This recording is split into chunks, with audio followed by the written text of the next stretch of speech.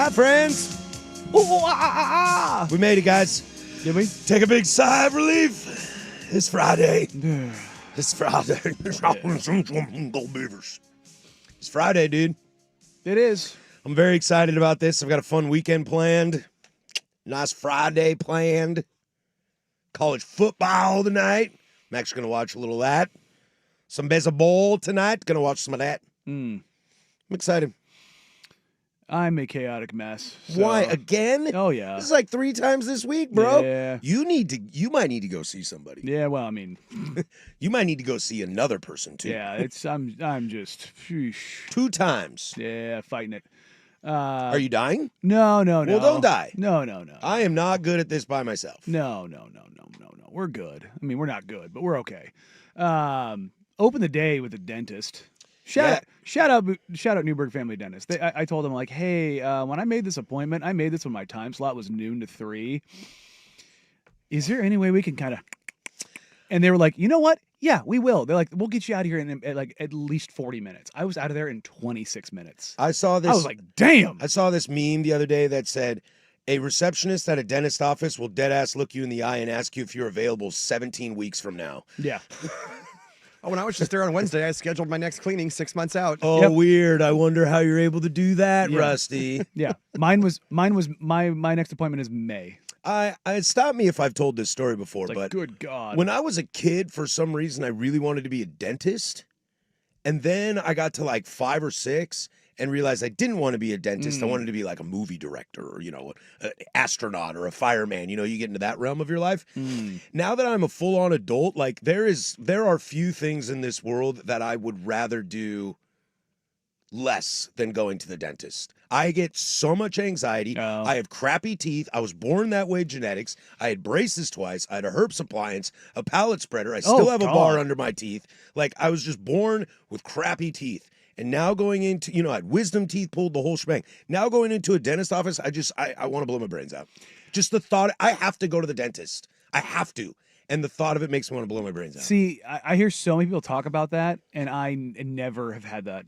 Never have had that feeling because I've never had a cavity. I've never had braces. I've never had any orthodontic stuff. The only thing I've ever had done is my wisdom teeth removed. Now, all 4 of them were impacted, and I woke up to Dr. Love. Yes, that was literally his name. Actually, Major Love. Dr. Major Love.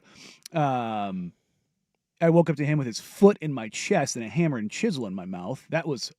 Yeah, have you ever seen like how they take wisdom teeth out? It's not a precise process. It's literally a hammer and chisel if you have them impacted. Mine weren't impacted. They gave me some Valium and told me I couldn't drive to the dentist office, and my sister took me there. And as I was standing there, and they were like, okay, I need you to sign this form. And I was like, yeah, no problem.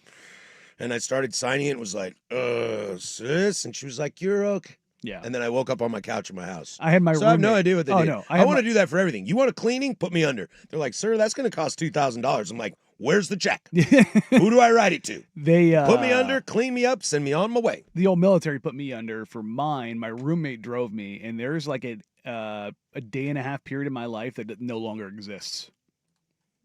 Like Just empty? just gone. So I woke up in the middle of that, and he was like, "Oh!" I remember him going, "Oh!" Like when he saw me kind of like there, and I remember that distinctly.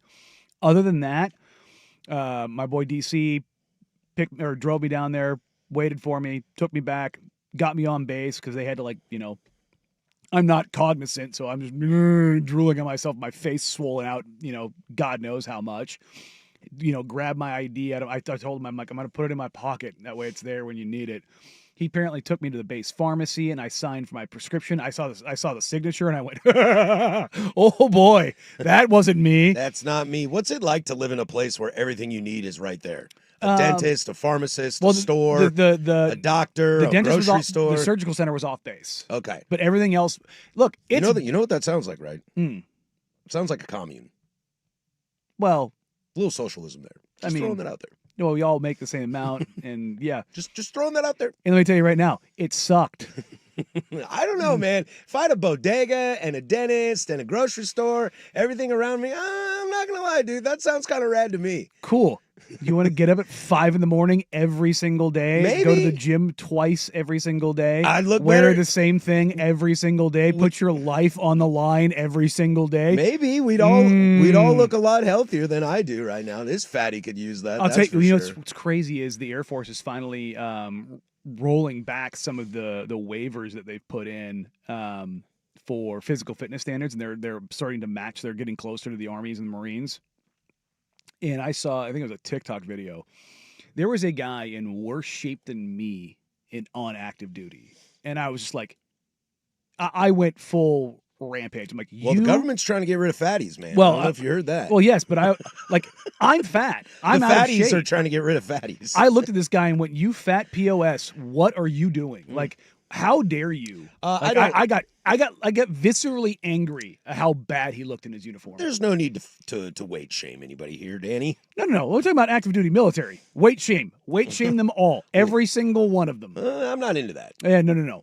You sign up for that. The standard is the standard is the standard. Yeah, I suppose you can do that. You did it. I never did it, so that would make me uncomfortable. No, That would make me uncomfortable. The bar is the It's bar, like, and it doesn't get lowered. It's like looking at Josh Naylor and saying, "Hey, fatty, why don't you lose some weight and run no. faster?" No, I never played baseball professionally. I can't do that. Those are the only people I'm gonna fat shame. That guy's bigger than me, and he can still run a second faster than I can. No, if you are a fat slob in the military, you deserve every bit of shame that you get. Yikes. Comes with the job. Hot take. No, it's not even hot. You talk to anybody in the military, they'll tell you the exact same thing. Are you spicy this morning? Yeah, Is this a spicy Friday? It's gonna be. We need a good analogy. 503-864-6326. If you're out there, when you're having a case of the Mondays, but on a Friday, what do we call that? Can it be spicy? What is Friday in Espanol? Oh God, no. Viernes? Viernes picante. Lunes, martes, miércoles, jueves. Yeah, viernes. Viernes. Yes. Yeah. You're doing the same rhyme in your head that I was doing the same thing too, And then almost the same sábado and speed. domingo. Yeah, Viernes picante. there you go. I like it. Hola. Buenos dias, mi amigos. I always used to love watching. We just watched the Open to Sábado Gigante, and with the big voice guy, it'd be "Hola, bienvenidos a Sábado Gigante." Noticias y más. Danny loves his dentist as he supplies him with all the drugs he uses to subdue his victims from the fan text line. Yeah, probably that would make sense. I mean, my dentist does rule. She's pretty rad. yeah. She's a Beav fan. As I was walking out, she's like, I don't think some go Beavers. I should have brought up old Edo, but she was just mostly like, yeah, it's been tough.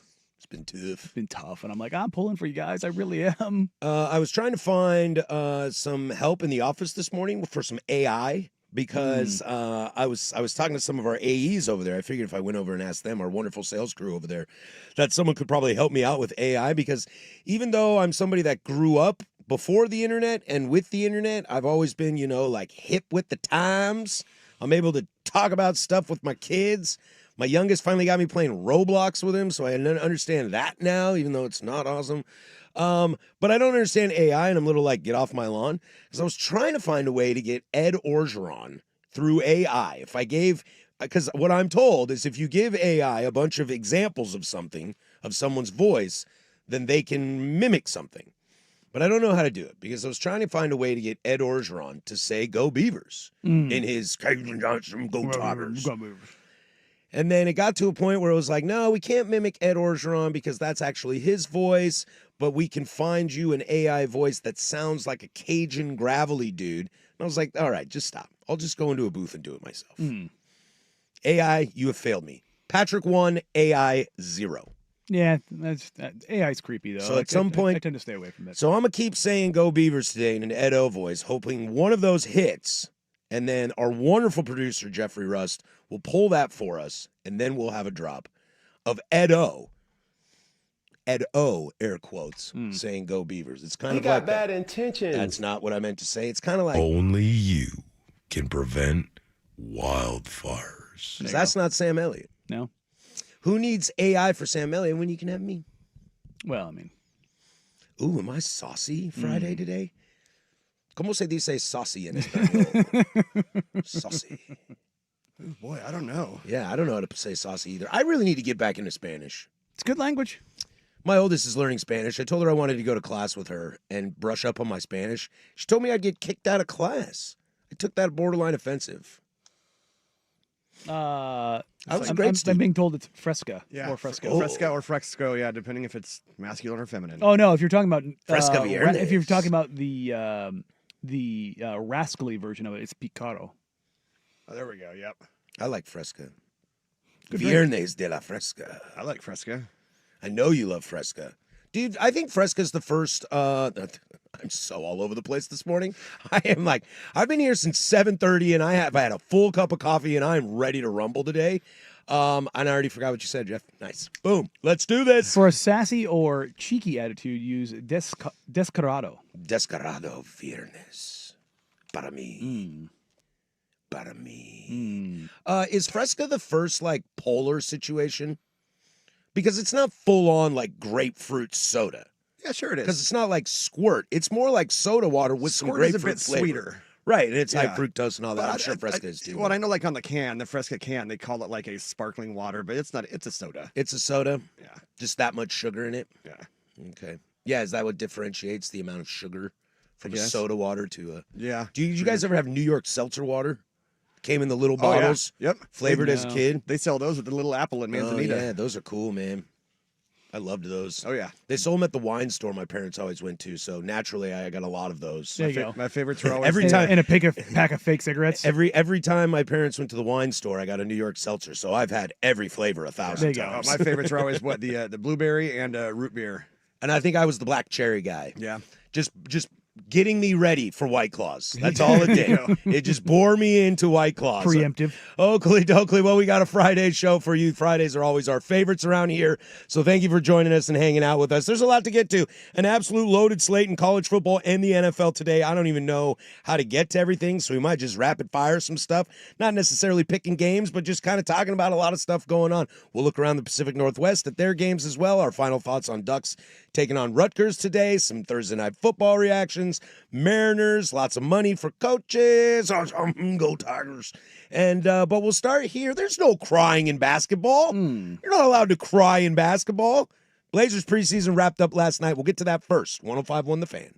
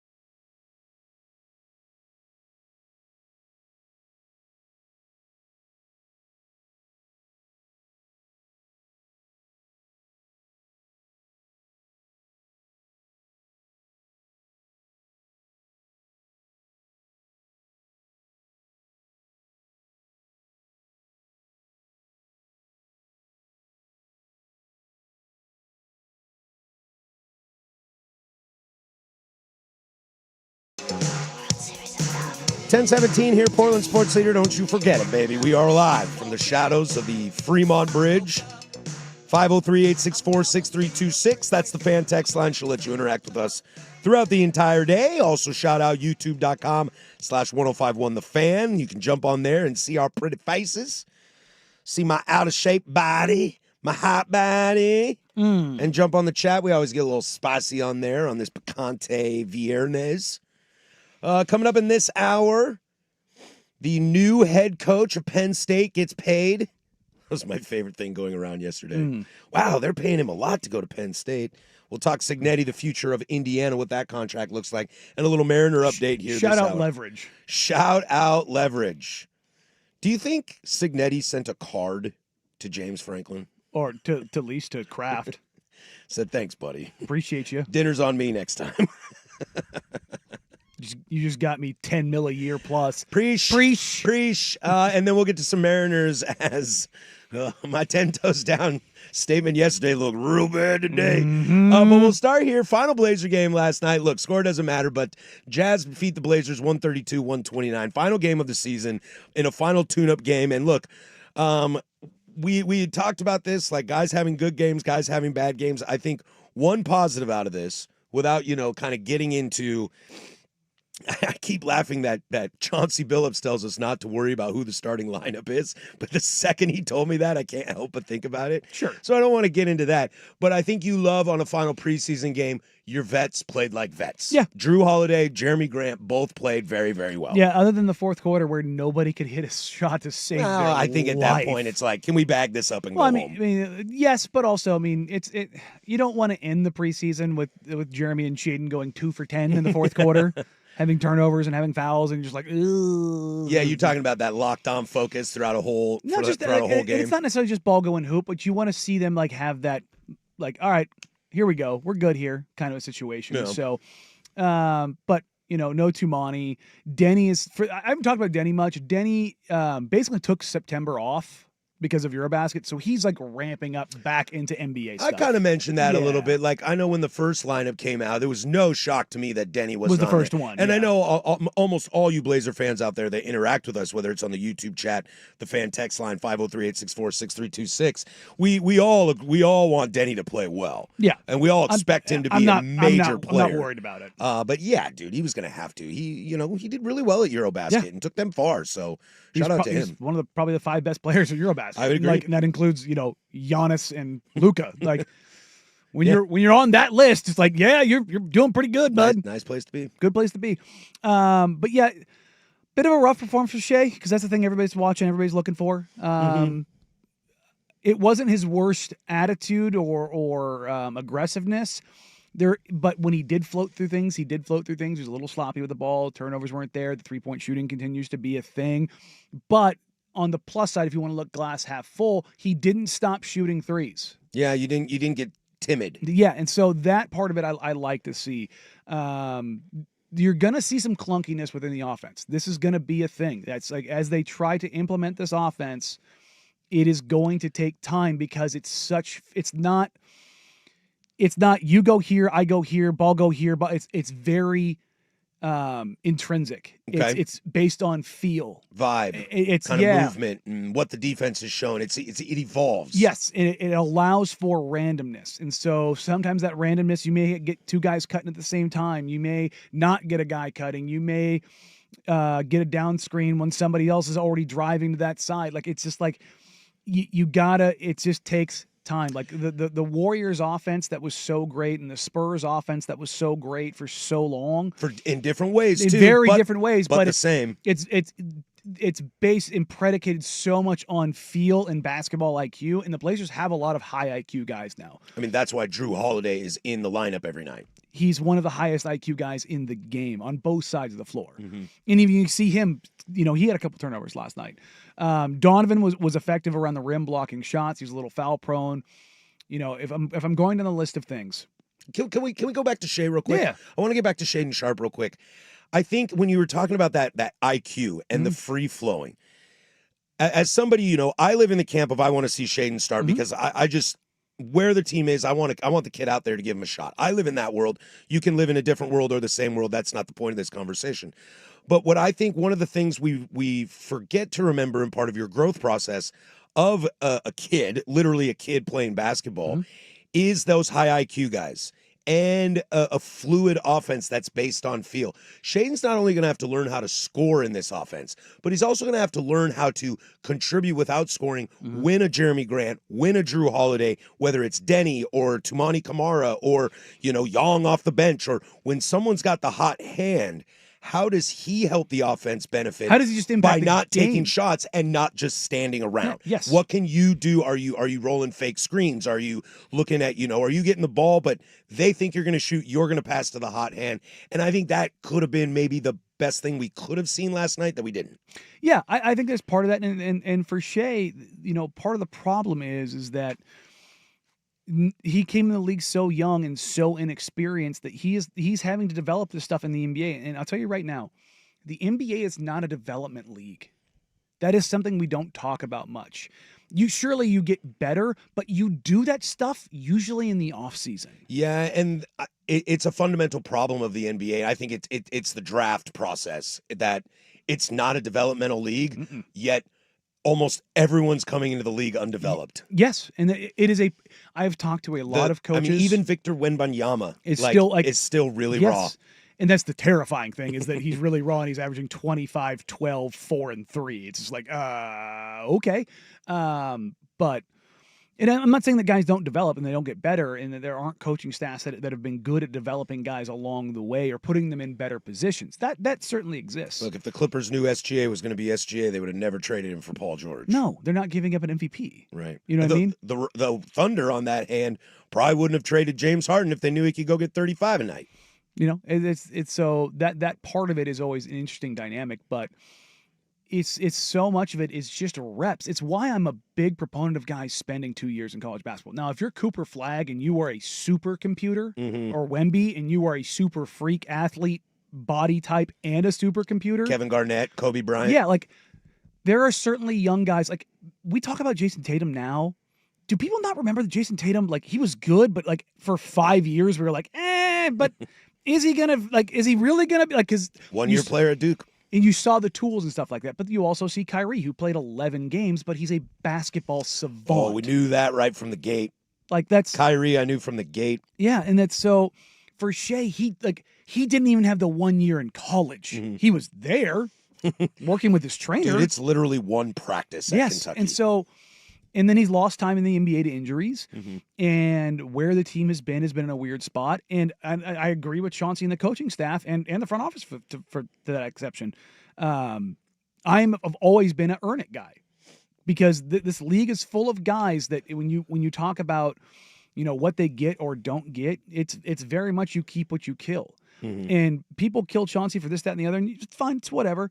He has not kept a single player out of the lineup that earned it. Not one. If you went out there and took it, he lets you have it. That's a former starting point guard, Hall of Fame point guard right there. I mean, that's the mentality. That's why you hire Chauncey Billups, is you assume that is a player coach like that is going to do that. I would assume you think the same thing about Jason Kidd in Dallas, the same about JJ Redick in LA, any, Ty Lue at the Clippers, any of these guys that are semi-removed from the game, like Doc played a long time ago. So and he's rigid as hell, but also... Or a Tibbs who didn't really play. Find me any coach in the NBA that doesn't lean on trust. Yeah. It doesn't exist. That's just bad coaching if you don't. That's malpractice if you and don't. so you lean on what you can trust. And you have to earn... It's not just... Well, it's not true. If your talent is so overwhelming, a team will put up with it. Sure. Like, did Wemby make mistakes last year? Yeah. Will he continue to make mistakes? Yeah. But his talent and his impact is so overwhelming, it doesn't matter. Is Zion a pain in the ass? Sure is. But if he's healthy, he's pretty damn good on the court. Because you look at like the gravity he has and how how incredible of a finisher he is at the rim. You just don't get like, there's so much data that shows that even if you wall off the paint against him, it doesn't matter with Zion. Like it just doesn't, like he breaks everything that you want to do. And so you put up with the other stuff and you talk yourself into it. I don't know if Shaden's talent is at that level. I think it's the next rung down. Yeah. But he also flashes stuff that, less than 1% of the NBA can do at times. And so it's like you kind of do this weighing thing. Depending on how serious Tu's knee is, they kept him out last night. I think Toumani, right? Yeah, Toumani Camara. He's got a dinged up knee. Tu is a psychopath, and he will try to play. So it won't surprise me if he's starting on opening night. It's a week away. Mm-hmm. But if as long as there's no like actual serious damage, like it's just like a bone bruise or something like that, I wonder if Shaedon has done enough in preseason to earn the starting lineup. And that's you're my Blazer guy, so I lean on you for that. That's your biggest takeaway from preseason. Yep. Is Shaedon ready? Yeah. Okay. No, not is he ready? Did he show enough? Did he show enough? Well, I guess Chauncey will let us know on Wednesday. Wednesday, we'll probably carve out a decent amount of time, do a little Blazer look around, maybe a little NBA look around in general, because there's a ton of fascinating stories in the NBA. As crazy as this sounds, I might be a Dallas Mavericks fan. I mean, I'm a Blazer fan. I'm but like, going to be watching Cooper Flag religiously. As a team, and if Kyrie gets back and healthy this year, I know you're shaking your head at me. If he gets healthy this year, if I got to wait till next year, I will. But Kyrie, AD, and Cooper Flag, ooh, baby. That gets my sports pants real tight. Look, if you maybe Nico's on to something here, if dude. you haven't seen it yet, find the Cooper Flag edits that have come out of scrimmages and out of our practices and out of his games. He struggled to shoot the ball, but defensively, my God, Kid's good. He's going to make an all-defensive team as a rookie. Love it. Goodness. All right, so stick with us. We'll turn around next week and get into some more Blazers preview, because I know we are all very, very intrigued about how this season goes. Feels a little make or breaky to me about how this season's going to go. So we'll carve out some time for that next week. When we come back, someone needs to call the Etsy witch real quick and maybe get Brandon Sprague out of the country ASAP. Mariners drop another game at home to the Toronto Blue Jays. Ooh, best of 3 series. Anything can happen here. We'll do that next. But first, there's Rust with Sports. Now, from the George McCoy and Warren Allen Sports Desk, a Sports Center update on the Fan Sports Network, 105.1 FM and 1080 AM. First on the Fan, number 8 Oregon on their way to Piscataway, New Jersey for their 3:30 kick tomorrow at Rutgers on the Big Ten Network. The Ducks are 17.5-point favorites. Coverage right here on the Fan Sports Network starts at 9 o'clock with Sports Saturday with Joe and Rashad. Then at 11, it's Dirt and Anthony Newman live from Grand Central Bowl. They will hand it off to Jerry, Jorgie, Joey Mack, and Dusty at 1:30. And then stick around after network coverage for the Ducks postgame scoreboard show with Joe Fish and Schultze. Oregon State looking to get off the schneid. They host the 5-2 Lafayette Leopards, who are first in the Patriot League. No betting line on this one. That's a 7 o'clock kick on the CW. Over on the Diamond, after being outscored 21-6 in the last 2 games, the Mariners and Blue Jays all square at 2 games each in the ALCS. Game 5 this afternoon. 3:08 first pitch. Bryce Miller on the bump. Kevin Gausman for Toronto. Coverage on 910 ESPN Portland starts at 2:30. Then at 5:38 from Chavez Ravine, the Dodgers looking to finish off a sweep of the Brewers. Shohei Ohtani starting for LA. The Brewers haven't announced a starter yet. Looks like they're going with another bullpen game. 9:10 will join this one in progress following Mariners Blue Jays. And over in the NFL, the Rams have ruled out wide receiver Puka Nacua Sunday against the Jaguars in London due to a sprained left ankle suffered in Sunday's win over the Ravens. More sports scores and stories in 30 minutes. I'm Jeff Rust from the George McCoy at Warren Allen Sports Desk. Hurt and missing work? Insurance companies acting like jerks? Don't call your mom. Call George McCoy at warrenallen.com. The home of the Fan Happy Hour with Luke Anderson. Weekdays 2 to 3. The Fan Sports Network, 105.1 FM and 1080 AM.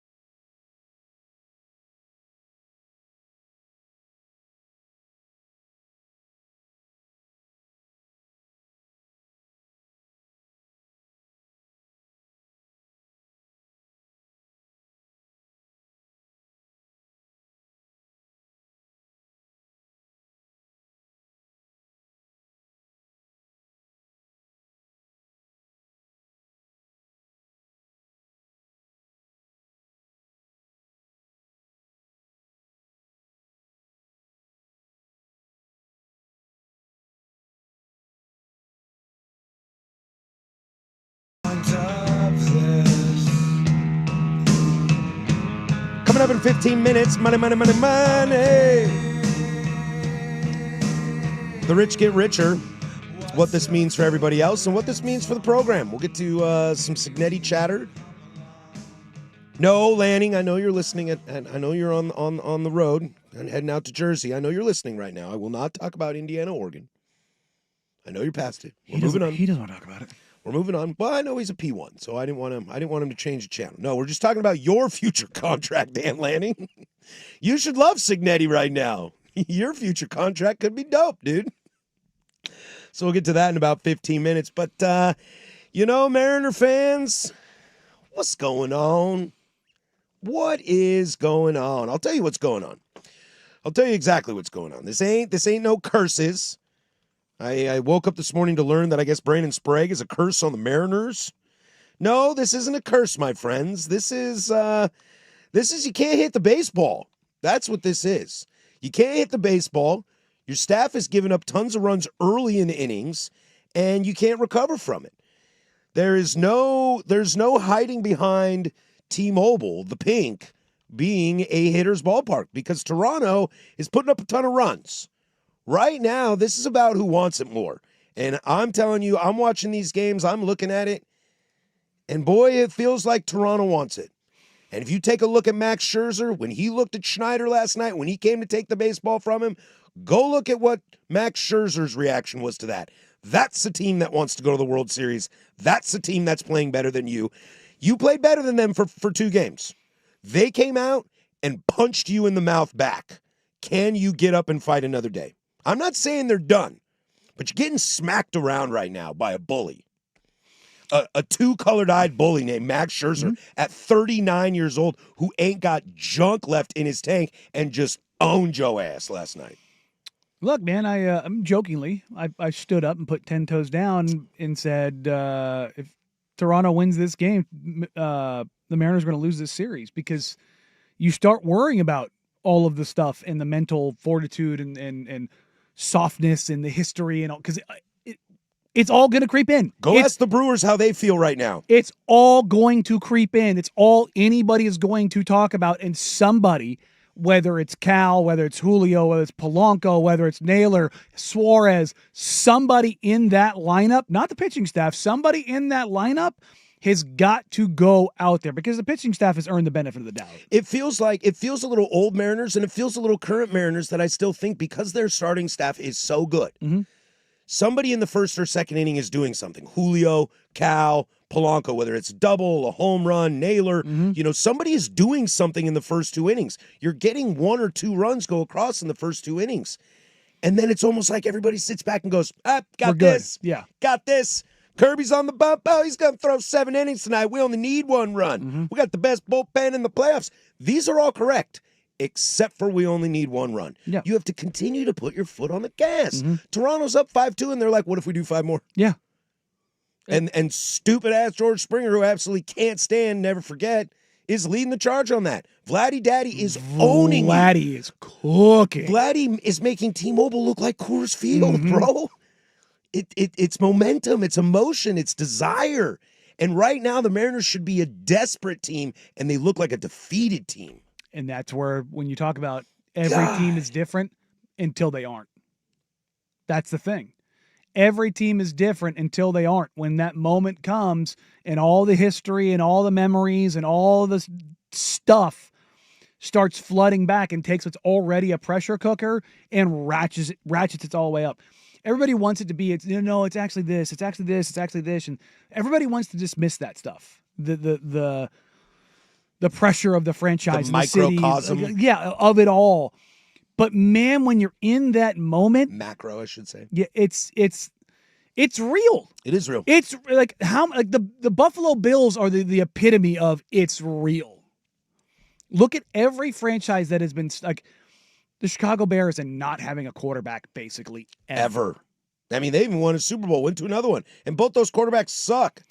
Jay Cutler's the greatest quarterback in Bears history. Like, you can make a legitimate argument that it's him or McMahon, and it's like it's not McMahon, it's Jay Cutler. It's ripping heaters. You know what I mean? It's just it's tough, man. The Cubs in 100 years and the Red Sox in 84 years, like, we love this. was the story of getting over the Schneid is always one of the coolest stories ever, but nobody wants to remember the Schneid. You know what I mean? It's It took a long time. Those Red Sox guys, like, we were stoked for you in 2004, but the Buckner thing rang for a long time. Bucky bleeping Dent, you know, that stuff rang for a long time. You take your lumps before it comes around. And that's the thing is, like, who's gonna be the guy to do it? And that's what. If it's me and I'm a Mariners fan, I'm looking square at Cal. Not in a bad way. But like, are you my guy? Are you help me out? Are you the MVP? Mm-hmm. Are you him?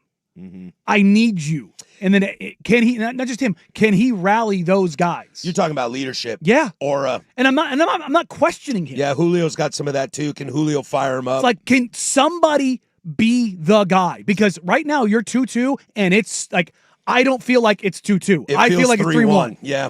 It's scary hours. And so somebody's got to do something special to pull old Mo back on your side. Some thoughts of yours that I've got here. Fan text line, YouTube chat. My eyes tell me Toronto adjusted and found a way to win. Mariners need to come in tonight with a different pitching plan, maybe even the hitters, and need to change something. Another thought, third inning has been jamming them up hard, getting raked in the third both games. That is the truth, and that's traditionally your second time through the lineup. Look, I know you can talk to me about Bryce Miller's issues on the third time through the lineup. Same with George Kirby. You got to be able to get through 2 times. I know that bullpen is great, but you can't throw Brewers games every day. Look at how Brewers games are going. They're throwing bullpen games every day, and they're losing games 2-1, 3-1, 3-2, but they're losing them. Yes. They are not winning them. Poor Toronto stopped Toronto stopped taking pitches for strikes and got aggressive. That's exactly it. They just became patient. Yeah. They said, you come beat me, because we realized we were beating ourselves. Yeah. Bryce Miller on the bump tonight, baby. You better be good tonight. If Toronto takes this, it's over. Without a doubt. Without a doubt. I think Seattle's got fight in them. I hope so. Yeah. Because it would be crippling.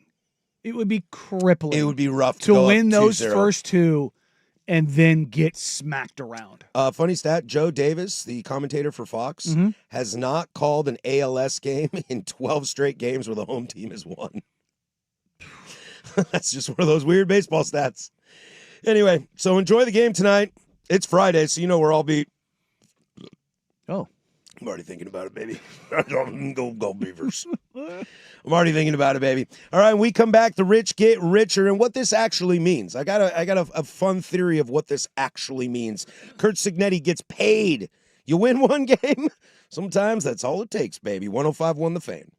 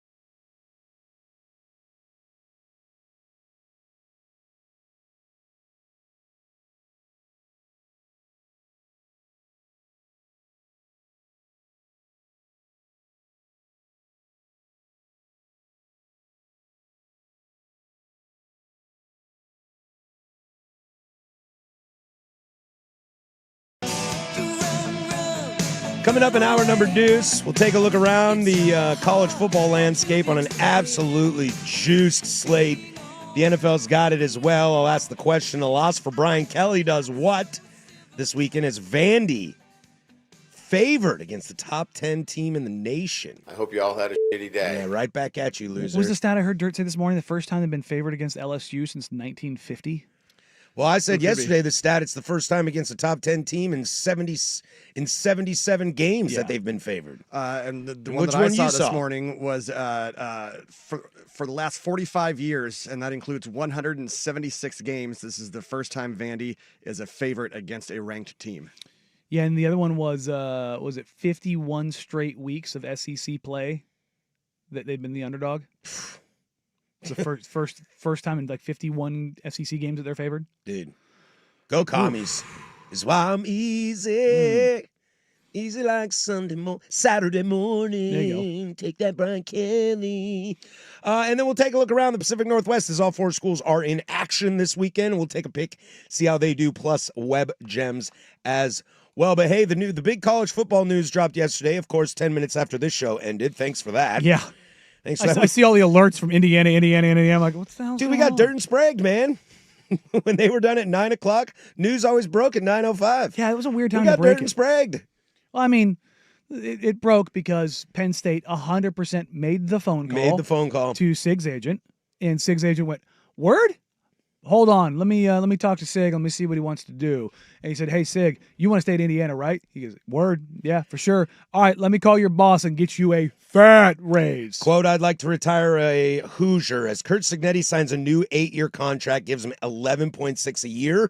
That makes Kurt Signetti the third highest paid coach in college football, behind Ryan Day at number 2 and old Curb at number 1, because in the SEC it just means more. He Bow. passed up Lincoln, huh? Yeah. So by like I don't know what his buyout is, but I haven't seen what the buyout is, but I do know that it is a guaranteed contract. Okay. So it seems like this contract's built a little differently than everybody else. But look, you know what this is? Sig wants to retire there. It's not just that. Is Signetti the third best coach in college football? No, I don't think so. And not to take away, I think Sig is great. I would love to have Signetti at my program. The reason Kurt Signetti gets paid this is because he took a team that was dead, a program that was dead, And and made brought them to relevance. No. Took him to greatness. National title relevant. Bro, you just went on the road and punched Oregon in the mouth at a place people don't punch them in the mouth. No. And I think this is sometimes you see this in baseball a lot, but you see the contracts given out for a guy after they've played well enough to earn it.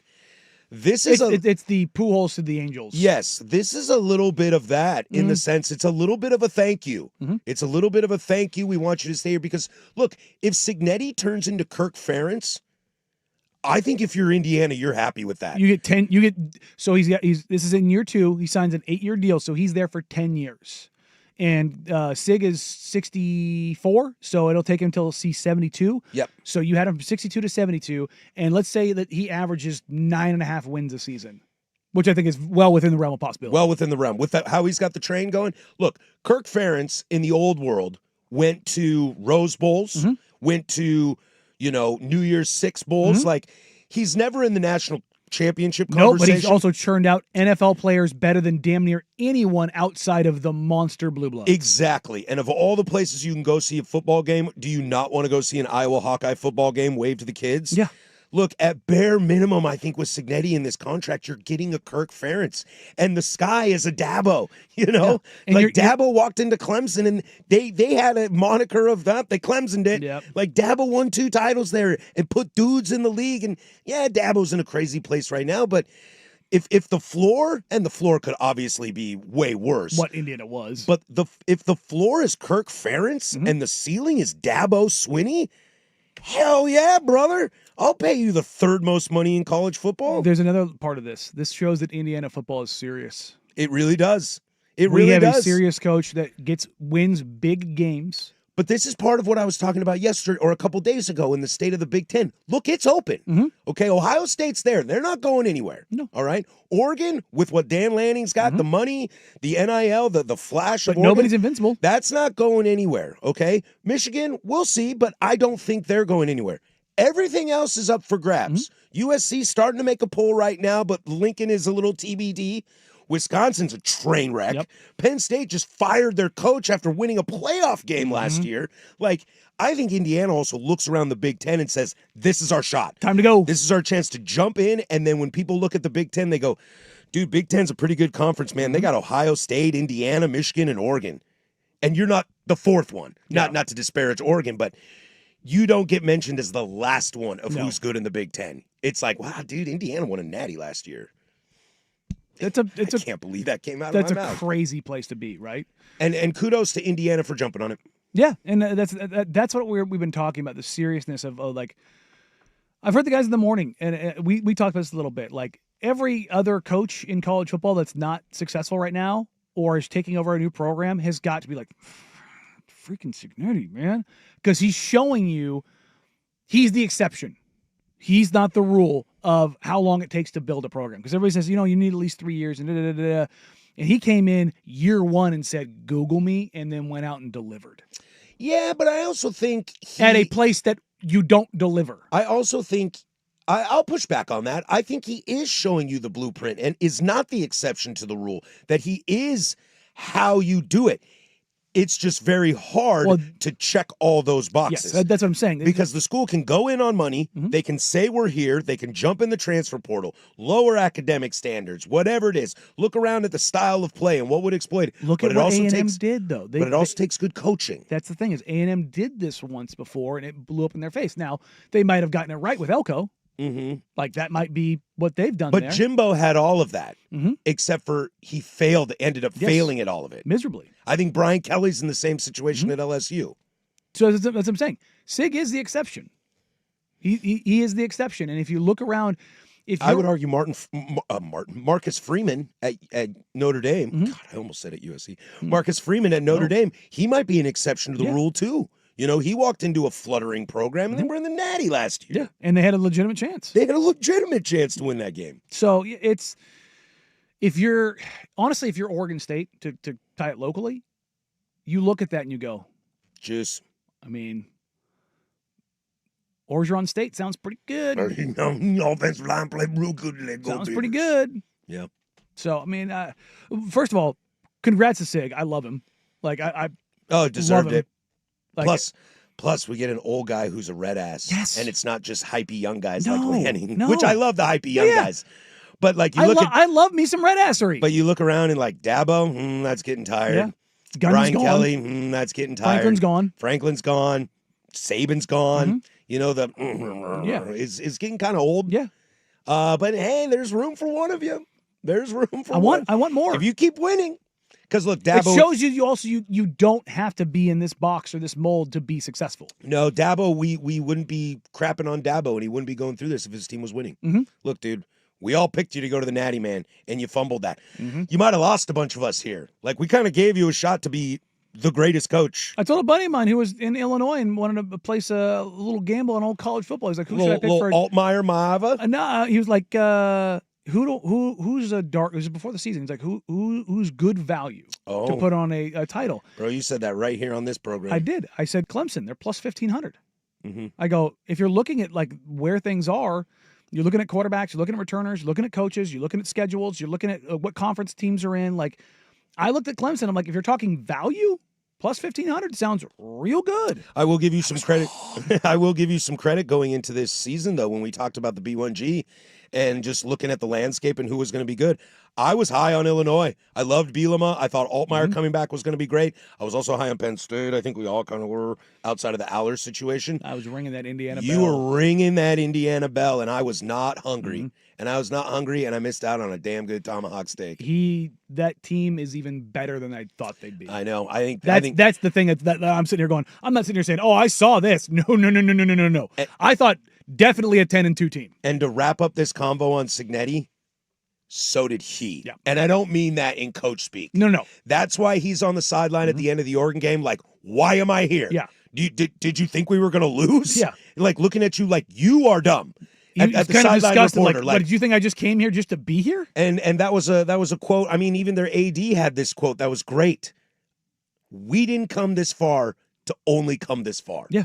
That's a wonderful line. No, they're not. And Sigs they're made not them done. all believers. They aren't. That's what I'm saying. You said relevancy. They're not done. You said he brought them the relevancy. 100%. No, he didn't.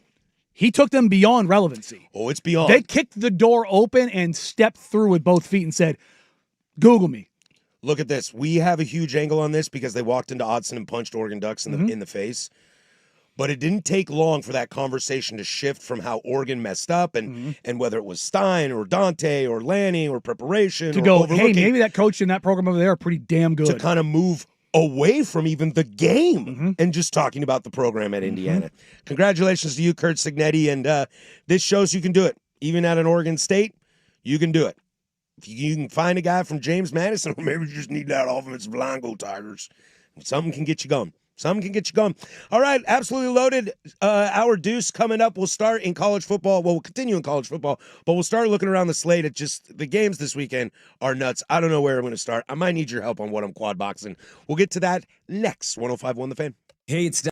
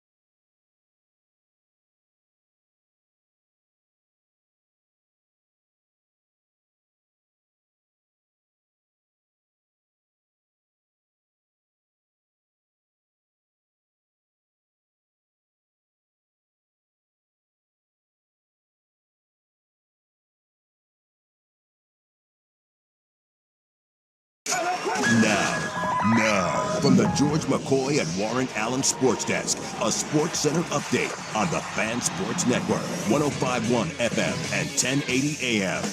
Jeff Rust here with your Sports Center update. First on The Fan, number 8 Oregon on their way to Piscataway, New Jersey for their 3:30 kick tomorrow at Rutgers on the Big Ten Network. Ducks are 17.5-point favorites. Coverage here on the Fan Sports Network starts at 9 o'clock with Sports Saturday with Joe and Rashad. Then at 11, it's Dirt and Anthony Newman live from Grand Central Bowl. They'll hand it off to Jorgie, Joey Mack, and Dusty at 1:30. And then stick around after network coverage for the Ducks postgame scoreboard show with Joe Fish and Schultze. Oregon State looking to get off the schneid tomorrow, hosting the 5-2 Lafayette Leopards. They are first in the Patriot League.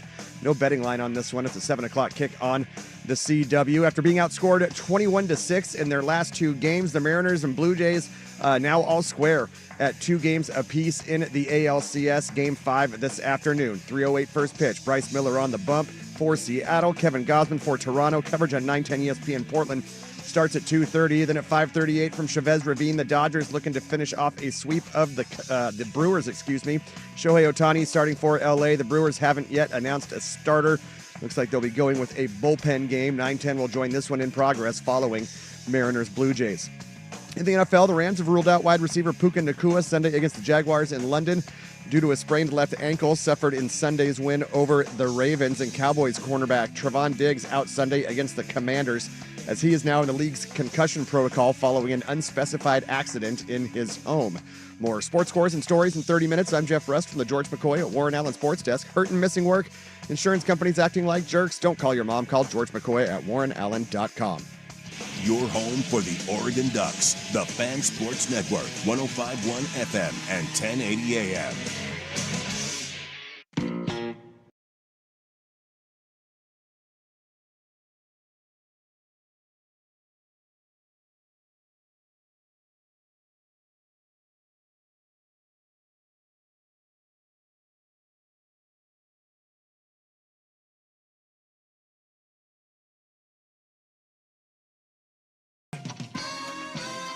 All right, hour number deuce. If you missed any of the first hour, you can go get that, the Fan Podcasts, wherever you get your podcasts, 1051thefan.com, the Odyssey app, youtube.com. If you missed Sprague in the Line this morning, you can go back on YouTube and check that out. If you missed Dan Lanning from Primetime yesterday, you can go back and check that out. I think I heard old Rop asked him a bunch of music questions and got fun Lanning yesterday. So go check that out wherever you get your podcasts and enjoy yourself. Coming up in this hour, we will take a look. All 4 teams in the Pacific Northwest are playing, so we'll take a peek at their games, including your Oregon State Beavers, Danny, your Oregon State Beavers. The funny thing about this is the Ducks are probably the only team that have a really good chance of winning. I think the other 3 games are fascinating. There's a lot of fascinating. Like Oregon State, oh boy. Seattle, you're welcome to Thunderdome. Yep. And then the Mariners, pucker up. Yep. Oregon, fly to Jersey, whoop ass, fly home. Cougs are flying to Virginia after good showing in Oxford. We'll see how that goes, too. So we'll get there, and we'll also talk a loss for Brian Kelly does what, as coaching is the hot topic of conversation these days. I want to read this text, 503-864-6326, before we get into some of the games this weekend. And this is kind of a parallel to Oregon State, as Danny, you were kind of alluding to when talking about Cignetti. As a Spartan fan, Siggy made me lose my patience for Smith. Talking about Jonathan Smith. Mel Tucker took MSU to a New Year's Six Bowl in his second year. He had issues, but when we hired Smith, I was excited and willing to be patient, but no longer partly because of last week, partly because of Siggy. That's what he does. He makes you look around and go, dude, do I got one of those? Man, like there's a lot of that out there. And as it pertains to Jonathan Smith and Oregon State, Boys in the Morning played a clip from, God, it was one of the Detroit radio guys. And he I heard that yesterday. Into Jonathan Smith. And there was a line in there where, again, I'm summarizing, was he doesn't want to be here, and he never did. Thanks. And they kind of alluded to the idea that he didn't leave Oregon State because he wanted to. He left because he felt like he had to because of where things were. It's like your girl breaks up with you and says, I don't love you, and I never did love you. And it's you're just like oh. That's tough. But I think it's one of those situations where, you know, you look at it and you go, the grass isn't always greener kind of a deal. Mm-hmm. And that part of it, I wonder, you know, from what the radio host said, I can't remember his name. I'm totally blanking on it. But it very much sounds like Jonathan Smith is going to be turfed. Oh yeah, he's gone. He gone. So, you know, it opens up the question of where does he go? What does he do next? And does he ever end up back at Oregon State? And I know how everybody kind of feels about that, and I don't necessarily want the retread, but it sucks that it ended like that, and I hope that there's some opportunity somewhere along the way to mend that fence. You know what I mean? Because I just feel like the the Pac-12 of it all. It was the stake that drove it in, and nothing else. Well, we're here to win conference titles and get to a playoff and go Beavers. Jonathan Smith, offensive coordinator for Ed Orgeron, That would be wild. right? Let's take a peek around college football as the slate is just absolutely loaded. I don't even know where to start, really. We got a great couple little games tonight, man. Couple little nice games on a Friday. Louisville goes to Miami. Another decent little test for Louisville. This is for think- Miami. For Miami. I think Louisville, we were a little high on them. I mean, they've only have one loss, but they haven't looked as awesome as we thought they but might like be. when we talked about Miami's schedule and how whether or not they should win out, I told you, I don't know, 3 or 4 weeks ago. I'm like, look, man, Louisville's a good team. They're not the Boston College. No. They're a good football team. Like Miami should go in and take care of business, but they are 10.5-point favorites.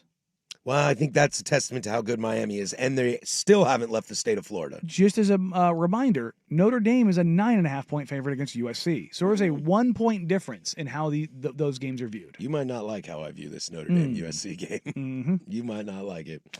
Stuff you in a locker. Later on tonight, some hot Big Ten after dark action. Nebraska, Minnesota. Please, I hope this Dodger game goes late.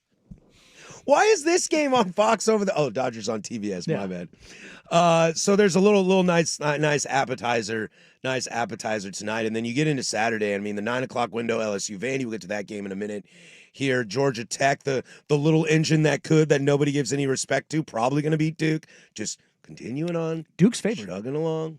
Cool. Give me Georgia Tech. I know, but Duke's favorite. I know. Just chugging along. That's 7-0 Georgia that's Tech. an interesting one. Georgia Tech, the AP voters won't move them up unless someone ahead of them loses. Just sticking around. As a reminder, Darian sticking Mintz around. has thrown for almost 2,000 yards. Was it 18? No, sorry, 15 touchdowns and 2 picks. Go him. He's really good. Give me Tech all day, baby. Really good. Oklahoma walks into a trap game with South Carolina. How's that hand feel, Johnny? I don't even think it's a trap game. I think it's a scary game. How's that hand feel, Johnny? I don't like that. Another week of Patrick not watching Ohio State, so there's that. I would love. I am not watching. I can't do that. I would love to see Wisconsin just have. You get those weird, wild, dumb upsets. Of course. I'm always down for that stuff. Just watch Ohio State plummet down the AP poll. I don't think that's going to happen. No, Ohio State's a 25.5-point favorite. This might be fickle. Thank you much. Adios. Franklin's alive, so I'm going there. Jonathan Smith might be in the same boat as Luke Fickle. They're going to Indiana. Adios. You're going to get smashed, and that could get turfed. We could lose 2 college football coaches this week. Well, the other game that's on around the same time is the A&M Arkansas game. A&M's only a 7.5-point favorite. I saw that and I went, word? Well, not to be a Vegas show or a pick'em show per se, but I think people are still kind of a little wishy on. It's not a pick'em. It's on like Texas it's A&M. It's being viewed that way by the books. I wonder why.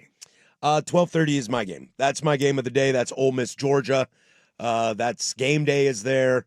Celebrity Picker. Did I see Celebrity Picker yesterday? It's Jelly Roll. Oh, okay. Jelly Roll is the Celebrity Picker for game day tomorrow in Georgia as Ole Miss comes to town.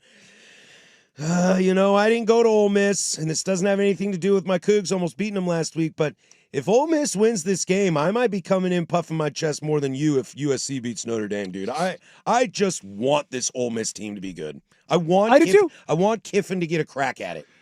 Jelly Roll from Antioch, Nashville.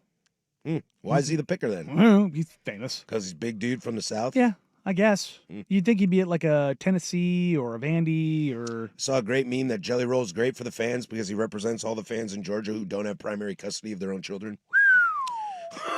That was from an Ole Miss account.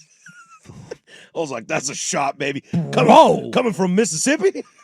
Bro, I did not know where you were going with that. That was a shot across the bow. Yeah, dude, it kind of shook me a little bit. God, that's a good one. Will the Big 12 remain to be crazy as Texas Tech goes to Arizona State? Look, Kenny Dill, this ain't the year. This No. ain't the year. I'm sorry. Levitt's banged up, and to talk about And him, he's not playing tomorrow. Yeah, I don't think he's going to. So take a shot at it, dude. Why not? Give it a run for it. Give it a run for it. Tennessee at Bama, the night game. Sneaky little game here. Look, this is a game that if DeBoer loses, they're going to start screaming because Tennessee has a Bama problem. They have for a very long time. I don't know what the record is in front of me. Give me Rocky Top. Give you Rocky Top? Give me Rocky Top. Ooh, kind of sexy there. I like it. Give me that old rocket top. I know, dude. Every time I see DeBoer, I just see purple and gold. So it's like You just it's can't hard. shake it. It's hard. He's a dude. hell of a coach, man. He's a hell of a coach. And look, Ty Simpson. Look, we've He's talked my about Heisman we've right talked now. about sorting hat stuff in college football. Like over the next couple of weeks, we are also going to see Heisman sorting. Yeah, probably. Like USC Notre Dame. If Maeva goes out there, USC wins, and he puts on a clinic, he's going to skyrocket. And that's the other game at 4:30.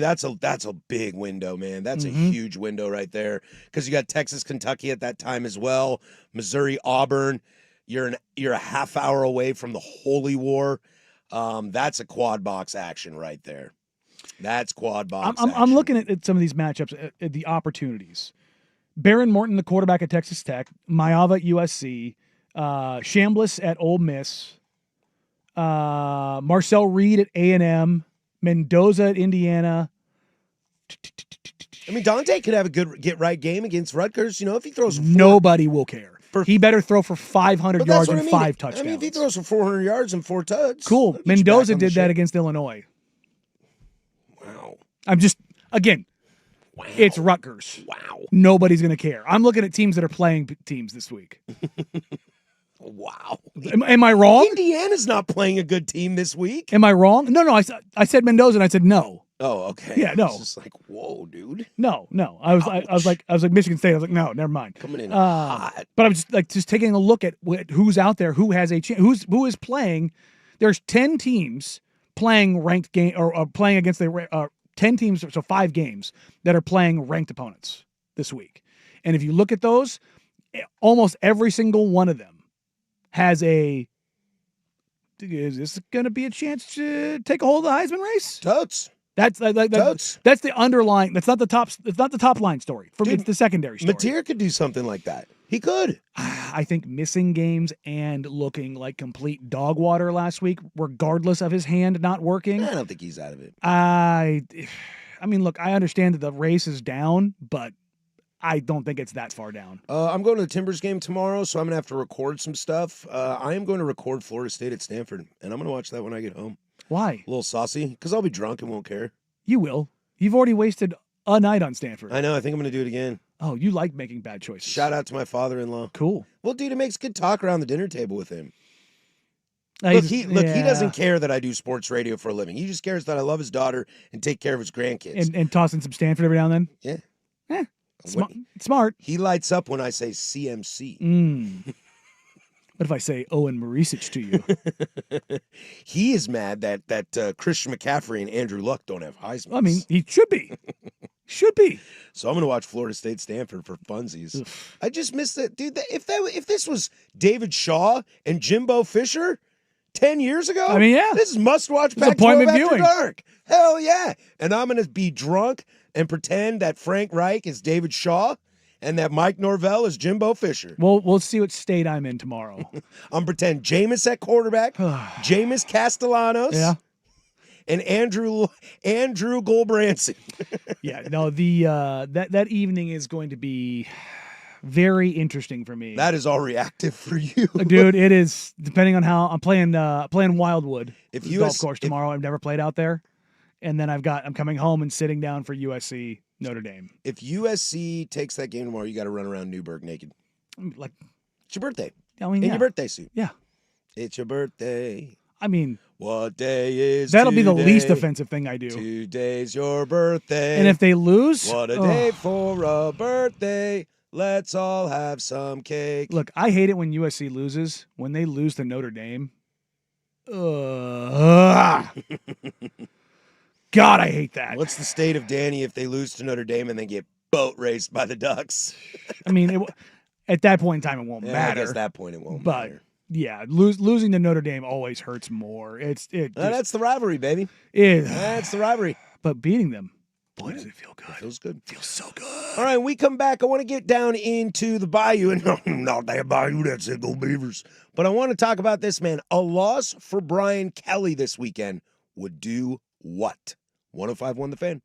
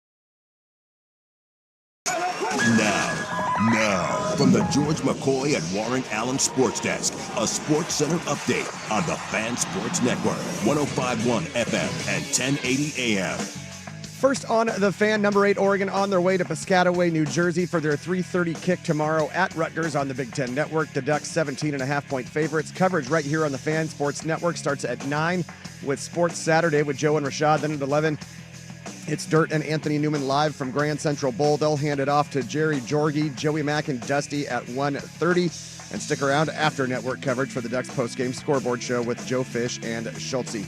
Oregon State looking to get off the schneid. They're hosting the 5-2 Lafayette Leopards, who are first in the Patriot League. That's a 7 o'clock kick on the CW.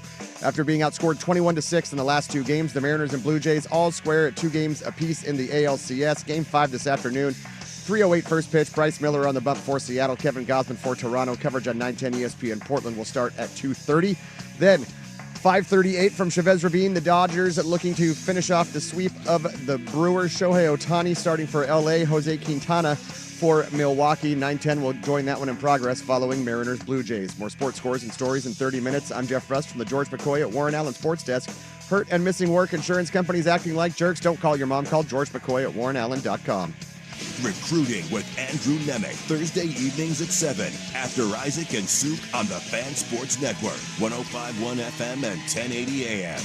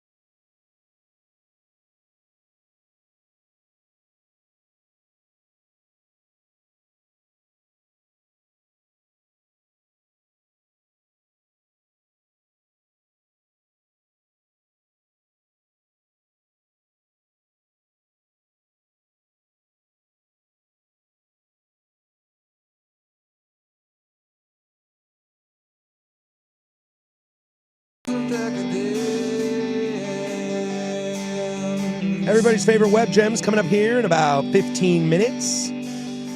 We'll get religious on you. 'Cause why not? It's a Friday. It's a Friday. A lot to get to in the big nooner, too. So thanks for hanging out with us.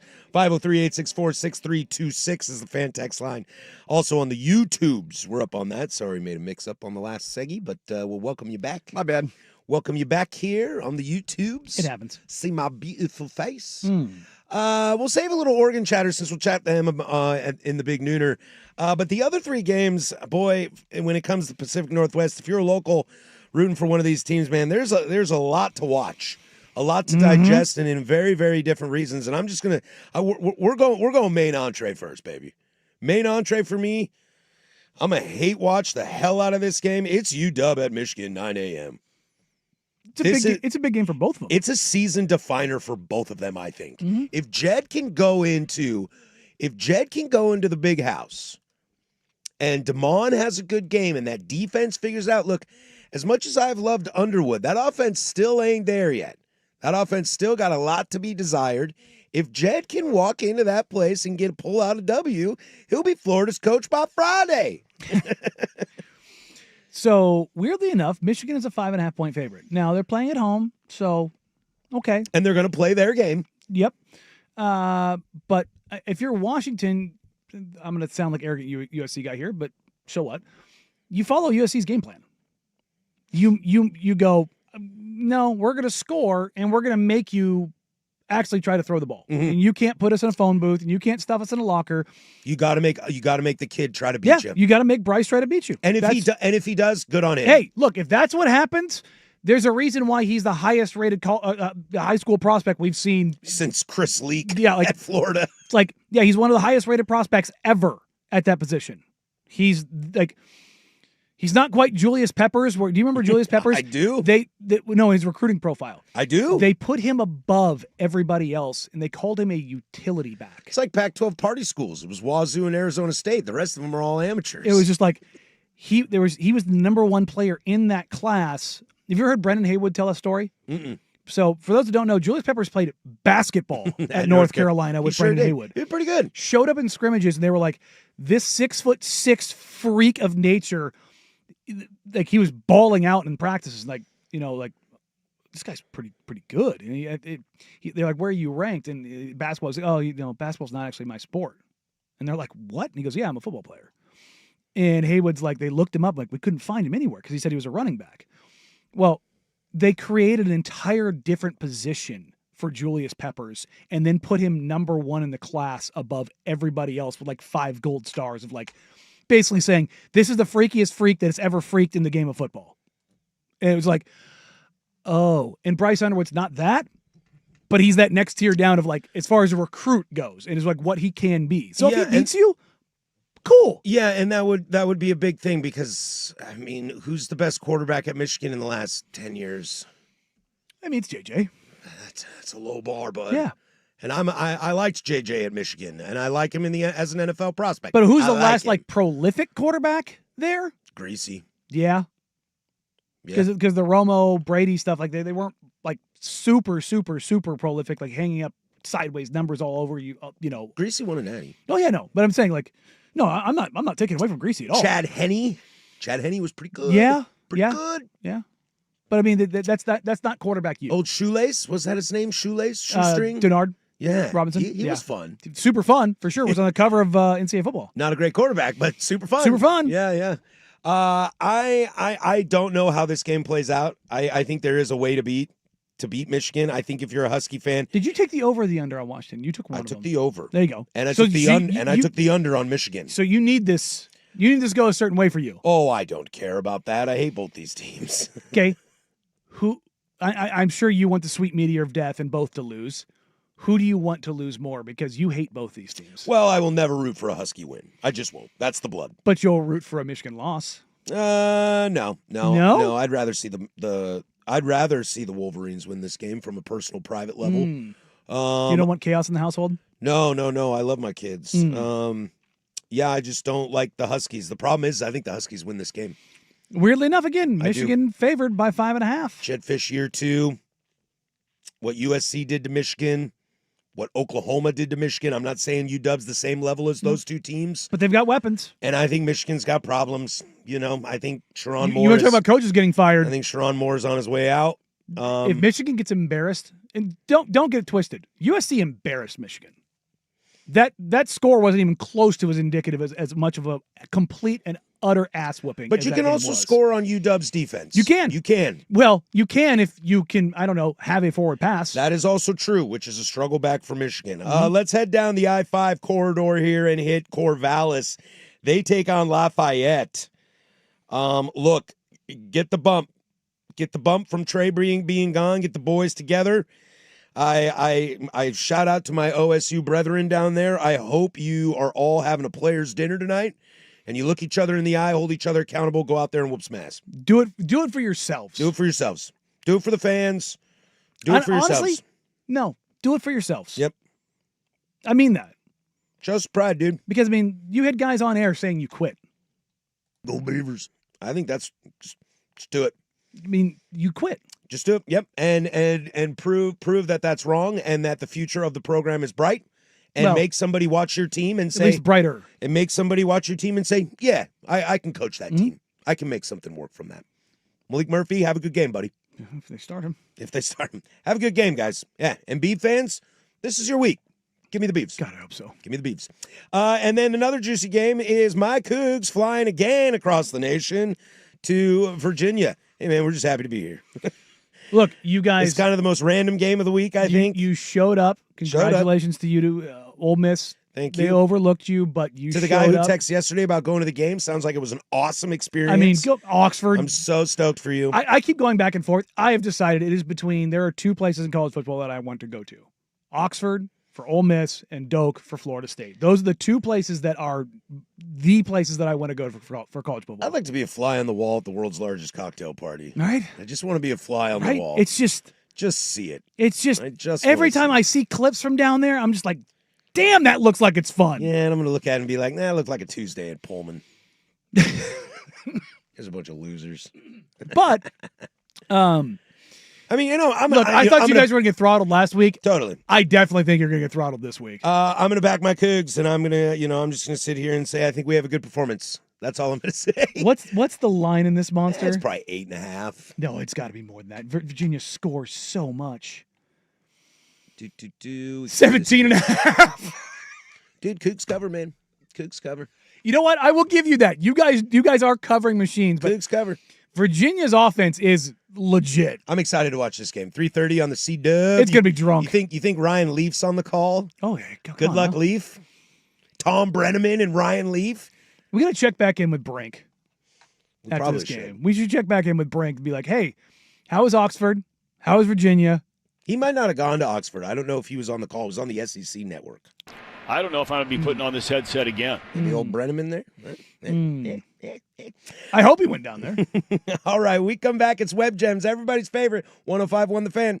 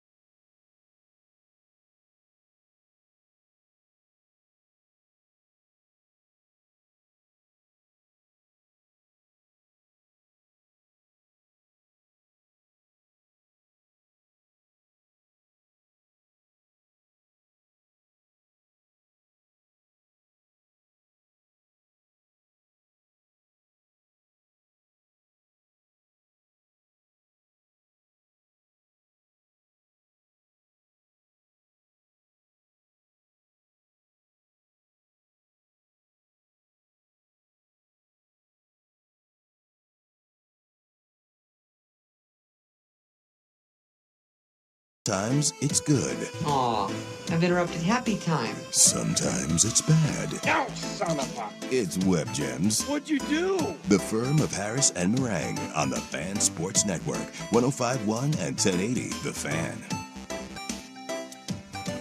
All right, this is Web Gems. Do it every single day at 11:45. Bring you fun stuff. Coming up in the big nooner, we'll get final thoughts on your Oregon Ducks, Danny, against the Rutger Scarlet Knights in Jersey, all the way to Jersey, to where some people think is my homeland. I've had more people ask me if I'm from Jersey than anywhere else in my life. Let's be honest. You look like you played on a sandlot in Jersey. Are you from Jersey? And is your name Travis? Those are the two number one things I've been asked the most in my entire life. That's weird. Post-military, are you a cop? Is the one I get a lot. Wow, that one I get. Yeah, I mean, look, I understand I have resting cop face. I know.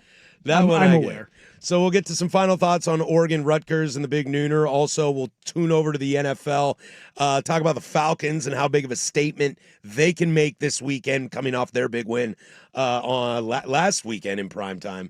Talk a little Thursday night football, and then we'll close it up with some Orgeron State University final thoughts into the weekend to kind of, I don't know, pep us up on a Friday. Send you beeves out feeling good about yourself. At least I feel good about it myself. Today's Web Gem story comes to you all the way from the Vatican, my friend. I've been sitting on this for a few days. I thought it was really fun. I love that our American Pope Overlord has embraced his love of the greatest game in the world, known as a baseball. Diehard White Sox fan. We found out he was at the World Series in 2005. That's such a deep dive. Whoever scanned through all that footage to find the Pope in the stands is wild to me. That's so, like, what poor staffer is that job? I mean, one you'd probably like to have. Dude, you just, like, eat an edible and get stoned all day and just stare at a TV. There he is. Now you're talking yourself Hey, into it. man, I found the Pope. You're talking yourself into it pretty quick. It's like a Where's Waldo, but where's the Pope? He sat in a car driving around, and which I guess the popes do, waving at people. Little Pope mobile. And somebody yelled at him to go Cubs, go Cubs, and this was his reaction.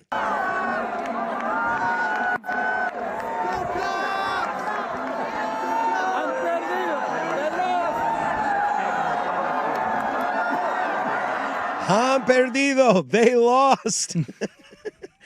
Look, I'm here for a petty pope.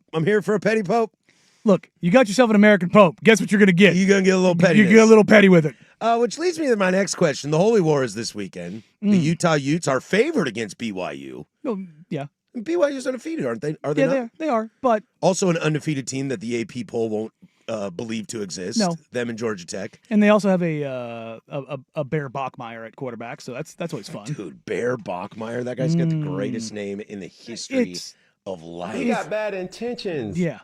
Quarterback wearing 47. Who's the Pope root for in this game? Well, I mean, Utah.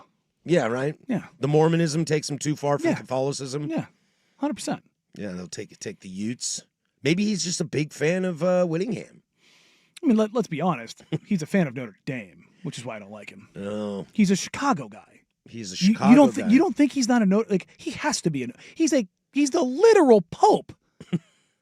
I mean, Chicago's in Illinois, not in Indiana. Yeah, if you're a Chicago sports fan, Didn't he go to? Didn't we hear where he went? Didn't he go to Syracuse or something like that? but if you're a Chicago sports fan of college football, who is your team? It's Notre Dame. Oh, he went to Villanova, no football team. Yeah, it's At Notre, least at the time. I yeah. think they do now. I mean, it's Notre Dame. They suit up. Let me put it that way. Yeah, it's Notre Dame, and it's Notre Dame.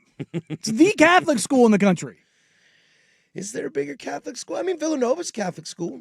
Notre Dame is that they have touchdown Jesus. You know that man loves some Big East basketball. Oh, for sure. Yeah. Which I mean, Hates Georgetown, where hates Syracuse, hates UConn. where did Notre Dame play basketball?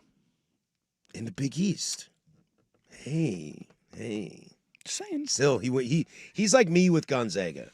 Like But I he mean- went to Villanova, roots for Notre Dame unless Nova's playing Yeah, exactly. playing Notre Dame. But Like I root for GU he unless went to a basketball school. he went to a basketball school, and Well, I when- went to a football school, Oh. which, funny enough, was a basketball school when I was there. Shout out Clay Thompson. What's There up, you go. brother? I love you. But Megan Thee Stallion looking good, yeah, buddy. Come good. football time. Looking good. Come football time. He's putting that on that ugly leprechaun. He's a golden domer. Yeah. He's a golden domer. You think he's got any money on this game this weekend? I mean, probably Pope throw a little scratch on the old rivalry. the old conclave. You know, he's probably. There's got to be a. I don't. Funny enough, I actually don't think the Pope has any money. I think you're right. I don't think he has any money. Sound. I don't right. think he could go buy a pack of smokes if he wanted to. I think somebody has to go do that for him. Probably, but I bet you he gets good Turkish cigarettes. Yeah, he probably gets the best. He's from Chicago. He probably rips a heater.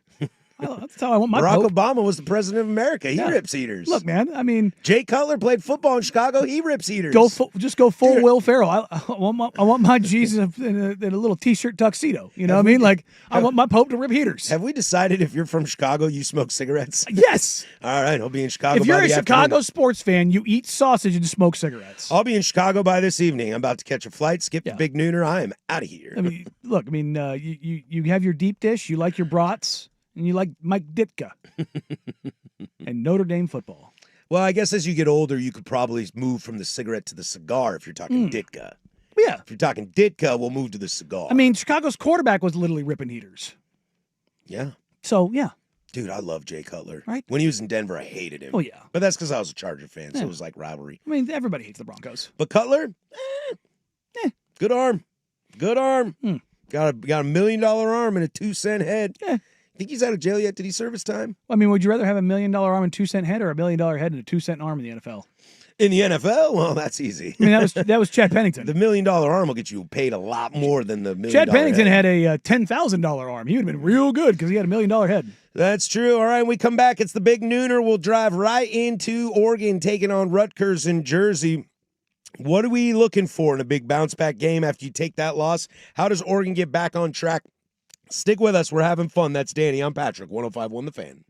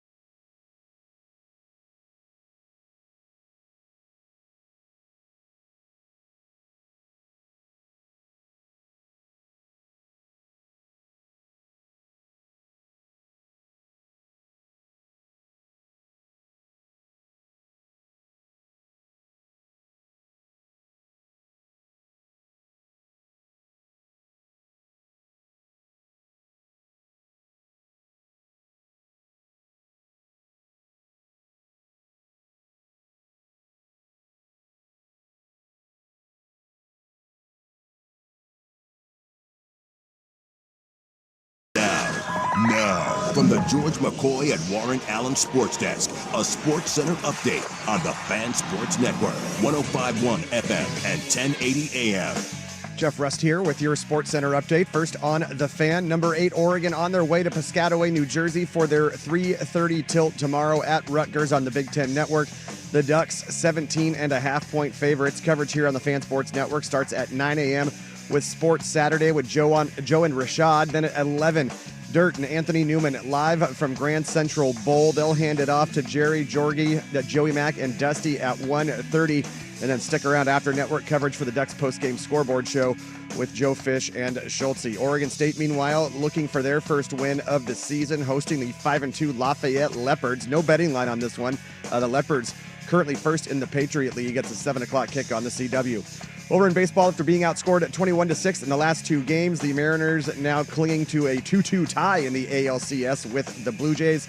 Game 5 this afternoon, 3:08 first pitch. Bryce Miller starting for Seattle. Kevin Gausman for Toronto. Coverage on 910 ESPN Portland starts at 2:30. Then at 5:38 from Chavez Ravine, the Dodgers looking to finish the sweep of the Brewers. Shohei Ohtani on the bump for LA. Jose Quintana for Milwaukee. 9:10 will join this one in progress following Mariners Blue Jays. More sports scores and stories in 30 minutes. I'm Jeff Rust from the George McCoy at Warren Allen Sports Desk. Hurt and missing work, insurance companies acting like jerks. Don't call your mom. Call George McCoy at warrenallen.com. Your home for Seahawks football, the Fan Sports Network, 105.1 FM and 1080 AM.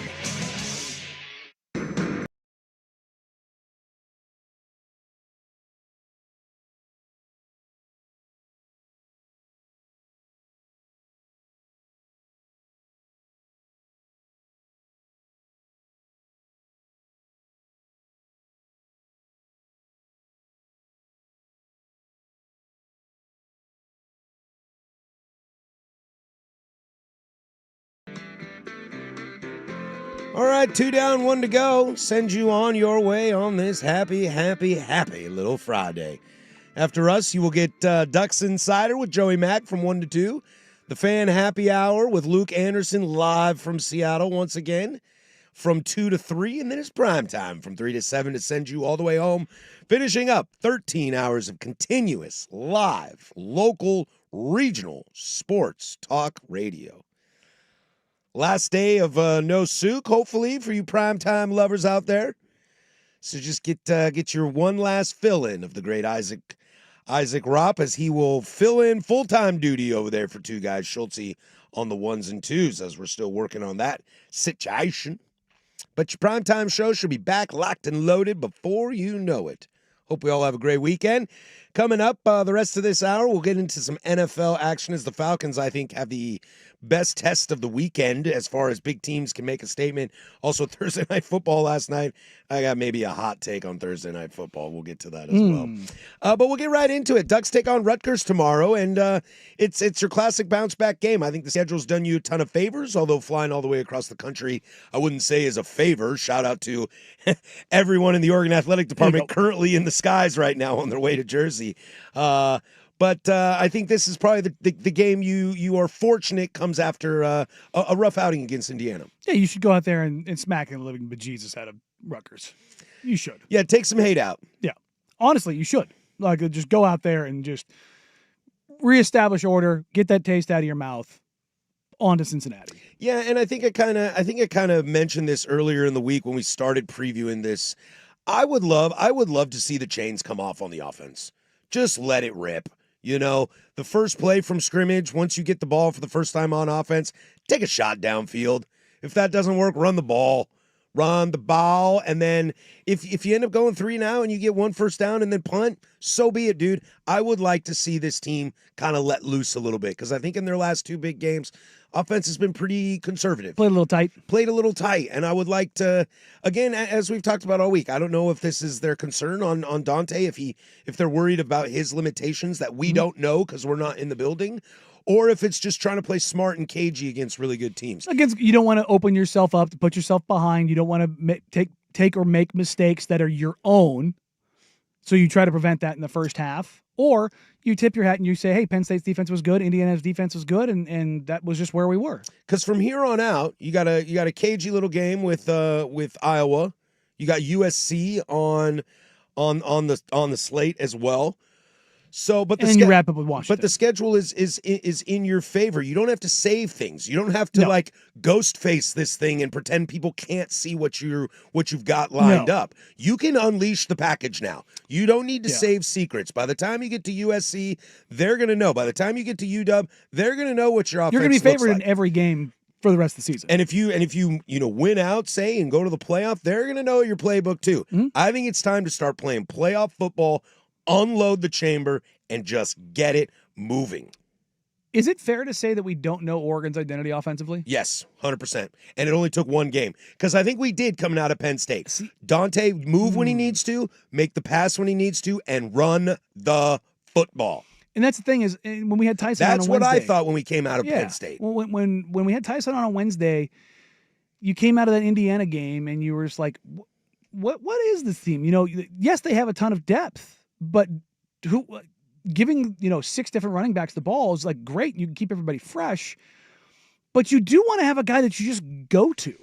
Somebody that can just take the brunt of the ball, like a Derrick Henry type. Not necessarily, his size, but somebody you can give the ball to 25 times. But not just that, but it's like somebody that you trust every down.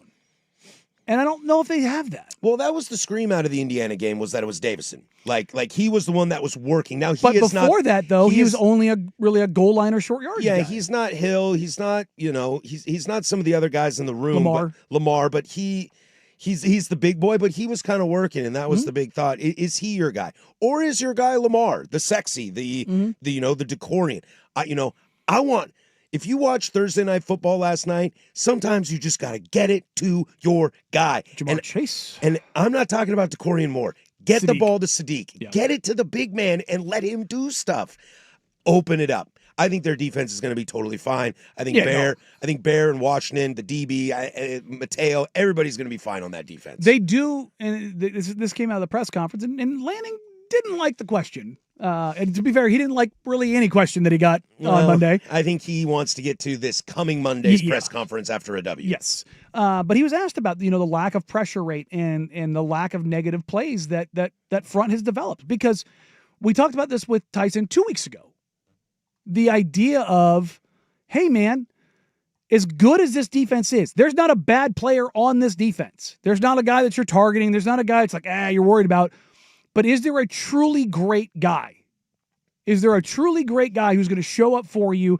Is it Mateo? Is it Washington? Is it Betcher? Is it Thieneman? Whatever level of the defense that you're on, where is the guy that is going to make the play for you every single game? Mm-hmm. That is going to, again, they have a bunch of really good players everywhere. Yeah. They're a very, very, very, very, very good defense. But against Rutgers, you should probably have 2 or 3 guys that come up and blow stuff up because they are not on your level. Yeah, this might go back to the games previously when we start wondering, what's that running back room look like? Who's the guy? Are you going to rotate 6 guys in? I don't think they rotate the 10 guys in like they were doing early against Montana State, Oklahoma, Oregon State, Northwestern, etc. I still think they know their guys, but yeah, know your identity. I think that's a really great point. I mean, they're going to come out of this game with a W, and I don't want to overlook Rutgers, and and it's easy for me to say as I have no rooting interest in it, like a lot of you listeners do out there.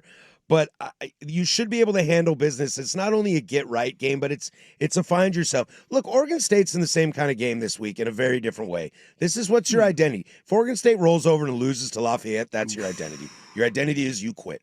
Not that the Ducks are going to quit, but if you go out there and you roll Rutgers, Dante has a great game, defense grabs some sacks, order. Maybe another turnover, maybe another pick 6, you're like, all right, whoa, feeling good, baby, feeling good. We've said this before. We're on to Luke Fickell. Let's get another coach fired. We're not a pick show, but is it disappointing if Oregon doesn't cover what Vegas projects as a spread at 17.5? No. See, I'm on the other side of that fence. I am not, and this might be the non-gambler in me. I do not care about the spread. The spread does not dictate to me how your wins or losses look. I think they do in a sense because we're talking about projections, but that's not how I project it. Well, how do you project it? Eyeballs. Well, if you go out there and beat the crap out of them, but you beat them by 12? Did you beat the crap out of them? Ole Miss is favored over Wazoo by 32.5. If they win by 31, are you like, well, Ole Miss didn't quite do it? No, but you're kind of splitting hairs when you're talking about the difference between 31 and 32, because 30-plus points is an ass whooping. But what if it's 32.5 and they only win by 24? That's still an ass whooping. So, but if you are favored by 17 and you only win by 13, that's not okay? I mean, that's 2 scores. You need the third score. I think you need to have, if you're looked at it like, and again, this is not like throwing shade on the Ducks. This is like, you should go out there and throttle this team. Rutgers has actually got a pretty good offense. But I also don't think that if you get to the fourth quarter and this game's over. Okay, if you're saying in that instance, sure. But that's why I mean eyeballs, though. That's why that means a lot more to me than that. But don't you think this is a game where you should step on the accelerator? 100%.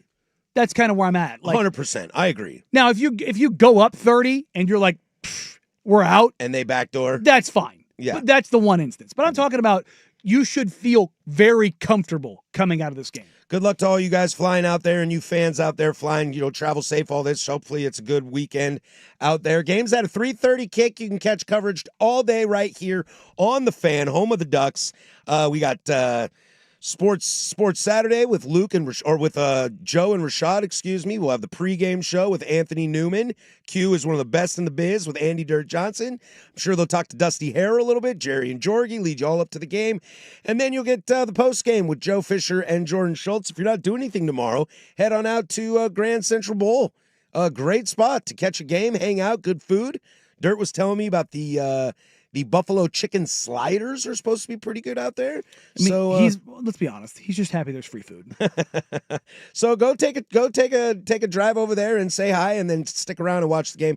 Enjoy your game this weekend. We'll slide over to the NFL. How big of a game is this for the Falcons? I think this could say a lot more than what they did last week. We'll go to the NFL next. 105.1 The Fan.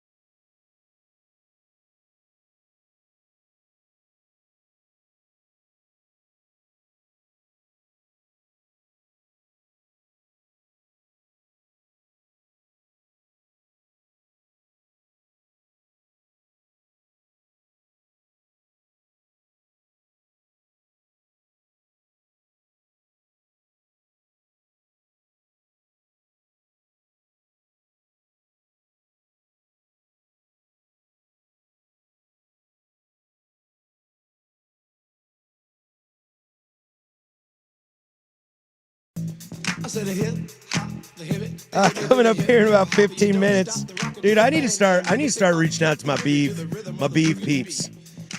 Can you do what's that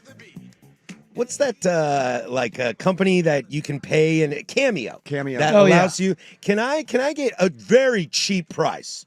But I will deliver you a cameo of Patrick Harris doing Ed Orgeron as the head coach at Oregon State. Can you hit that for me one more time? We're going to play that offensive line. We're going to recruit here. We're going to get people come Corvallis, open Cajun restaurant, go Beavers. It's pretty good. It's pretty good, dude. Happy birthday. Go Beavs. We can get Ed Orgeron on Cameo for $200. Really? We might need to crowdsource this. Hey-oh. Can you do that? Can you interview? Brother, I'm looking. No. I'm saying, can you interview for a job through Cameo? Can we pay $200 to Ed Orgeron? I mean, and say, "Oh, I am a diehard Beaver alum, and the football program means everything to me. Tell me, what would you do for my birthday?" My birthday is tomorrow. As the head coach of Oregon State. Oh, go Beavers. I love me some Ed O. Ooh, we'll put a pin in that. Closing arguments. Stick around for closing arguments. We'll put a pin in that. I'll put my Venmo up, and we can start a little crowdsource. A little GoFundMe here. Oh, baby. You can't count on much, but you can always count on Sundays with the NFL on CBS and Paramount Plus. Stream your local NFL game live every Sunday all season long, starting at just $30 for your first year. That's like $250 a month. Visit ParamountPlus.com/NFL to get started today. I feel a little bad about this. I kept pushing it back because I wanted to bitch and moan about what the hell's going on in Buffalo, and that kind of took away. And then I wanted to give love to Kyle Shanahan, and that took away. And look, I think there's a real opportunity in the NFL this weekend, which is actually a really nice slate. There's a lot of really great games in the NFL this week, including both games on Monday night. Thank you, because both games last week were not fun. So thank you for that. I'm looking at you, Atlanta Falcons. I'm looking at you, okay? There was a game in which Michael Penix this year got benched, and you're kind of wondering, there's talent here, but will they figure it out? Look, they got a huge win against the Bills. They're a field goal kicker away from beating the Bucs, who we have as maybe the best team in the NFC, maybe the best team in the NFL, and the MVP in Baker Mayfield.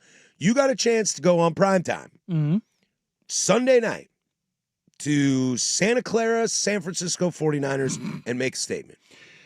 You know what's terrifying? You know who leads the 49ers in catches this year?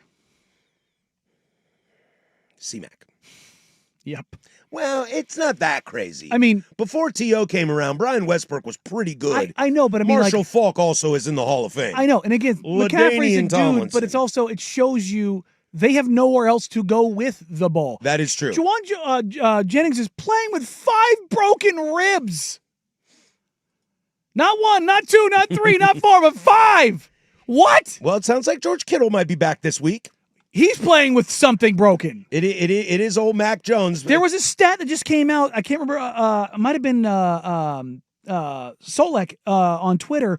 Said that if one of the Niners who hasn't practiced this week, I can't remember who it was, if he doesn't go, the Niners will have 3 starters on defense that are on veteran contracts available.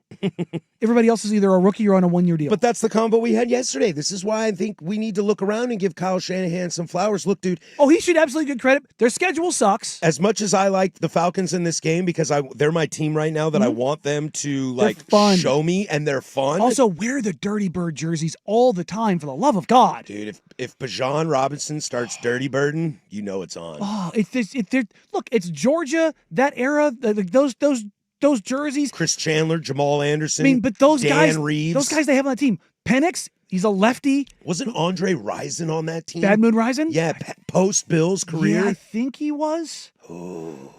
Yeah, it all blends together for me what years he was there. But look, it's Georgia, it's Atlanta. There's swag to that. Yeah. And I mean, Bijan, Drake, Pitts, there's swag to those guys, and it's they're a team that's just fun.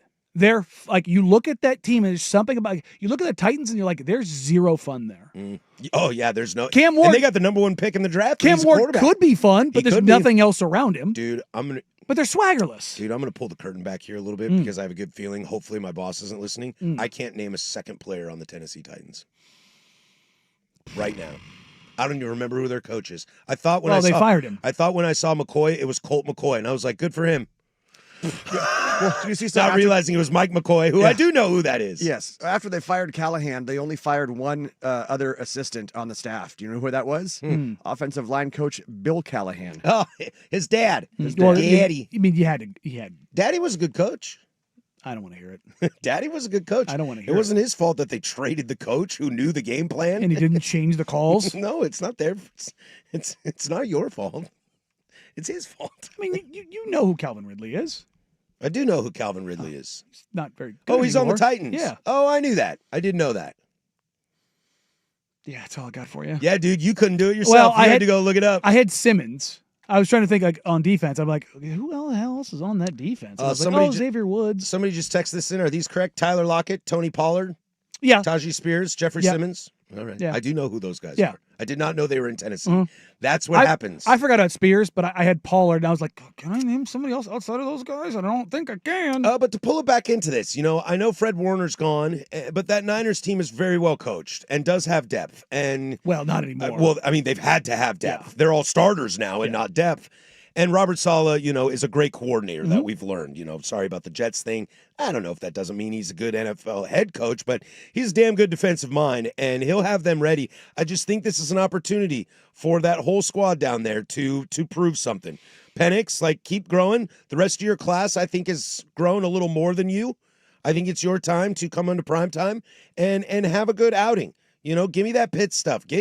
And what did they learn last week against the Bills? Run the football. Well, you have Bijan Robinson, who is, for my money right now, and everybody else's, the best running back in the NFL. Well, Jonathan Taylor exists. I agree, but right now, for me, I like Robinson a lot. If you're talking for me, if you're the Mount Rushmore right now, currently, I should say where I would put them. Even though Saquon's struggling, then I would go Gibbs. Well, if we're not talking about Bijan. stats this year. No, I'm saying the four best running backs in the NFL for me. Saquon, Christian McCaffrey.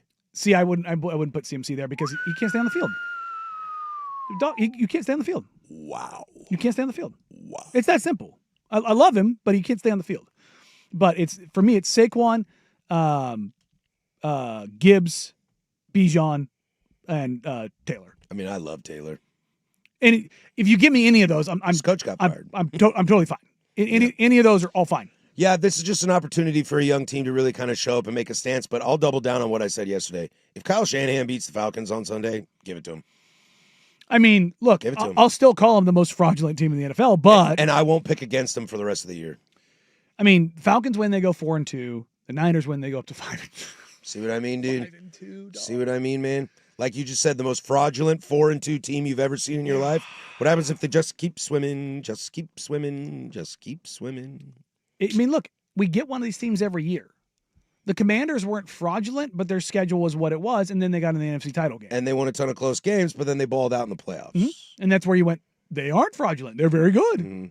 So, I mean, we'll see. I think the end story of the 49ers ends pretty tragically. Oh, yeah, this is a Greek tragedy. Because Fred Warner ain't walking back through that door this year. This isn't like who was the team we were talking about if everybody gets healthy at the end of the year? Chiefs, Ravens, Bucks. Bucks. Yeah, that it's like you take your lumps now, Mhm. and if guys are hurt now, but you get a bye You in get week 12 Evans, or you 13. get Godwin, you get Rashawn, you get Bucky. Like, You've got home field advantage locked up, and all of a sudden you're healthy rolling into the playoffs. Mhm. Better hurt now than later. However, I don't think Fred Warner's going to be healthy by the time they're going to need him. what was it, broken and dislocated? Both of them. Yeah. That's going to be a long recovery. I got trust in my guy. I hope he comes back. Fred man. Warner He's will. so good. He's also just so good. He's also just not a freak, but he's also just super gifted and Yeah. super smart. I mean, He's got good football IQ. he was the best linebacker in the NFL. Might have been the best defensive player in the NFL. You can make an argument. Yeah, You yeah. can make- like I'm not. I had to It pause all- for a split it- second. I wasn't mad at it. It all depends Yeah. on what you value. Wasn't do you mad like, at it. Do you like Surtain more? Do you like a TJ Watt more? I'm usually a front seven guy. Do you like a front seven? Do you like DBs? if know? if you're I love DBs, so if I'm you're the- probably biased. if you're the best defensive player in football and you're a DB, you better be Woodson, Polamalu, Reed Ed Reed, like that. You better be like that. that good if you're a DB and doing it. Darrelle Revis, like you have to be so other like you have to take away an entire side of the field or have an entire offense just afraid of your existence. All right, we'll stick here in the NFL. Did you watch any Thursday night football last night? Did you see my elite? I did. Did you see my elite? Joe Flacco's elite. Flacco. Joe Flacco is Turns elite. out having a relatively good quarterback who can get Jamar Chase the ball, good thing to do. Also, turns out Thursday night is my least favorite night of the week. We'll do that next. But first, that guy over there, the kahuna, he's got sports. That's that Hawaiian burger joint. Now, from the George McCoy at Warren Allen Sports Desk, a Sports Center update on the Fan Sports Network, 105.1 FM and 1080 AM. This update brought to you by Laurelhurst Market, Steakhouse, and Butcher Shop, a great spot for any occasion. And don't forget, you save 10% on your Butcher Shop order when you dine in. Menus and more at laurelhurstmarket.com. First on the Fan, number 8 Oregon on their way to Piscataway, New Jersey for their 3:30 kick tomorrow at Rutgers on the Big Ten Network. The Ducks, 17.5-point favorites. Coverage right here on the Fan Sports Network starts at 9 a.m. Sports Saturday with Joe and Rashad. Then at 11, it's Dirt and Anthony Newman live from Grand Central Bowl.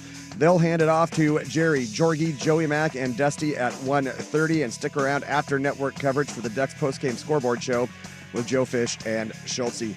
Meanwhile, Oregon State looking for their first win of the season, hosting the 5-2 Lafayette Leopards, who are currently first in the Patriot League. No betting line on this one. That's a 7 o'clock kick on the CW. On the diamond, after being outscored 21-6 in their last 2 games, the Mariners now find themselves tied at 2 games apiece with the Blue Jays in the ALCS. Game 5 this afternoon. 3:08 first pitch. Bryce Miller on the bump for Seattle. Kevin Gausman for Toronto. Coverage on 910 ESPN Portland starts at 2:30. Then at 5:38 from Chavez Ravine, the Dodgers looking to finish off a sweep of the Brewers. Shohei Ohtani starting for LA. Jose Quintana for Milwaukee. 9:10 will join this one in progress after Mariners Blue Jays. More sports scores and stories in 30 minutes. I'm Jeff Rust from the George McCoy at Warren Allen Sports Desk. Hurt and missing work, insurance companies acting like jerks. Don't call your mom. Call George McCoy at warrenallen.com.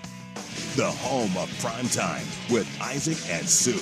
Weekdays 3 to 7. The Fan Sports Network, 105.1 FM and 1080 AM. Think for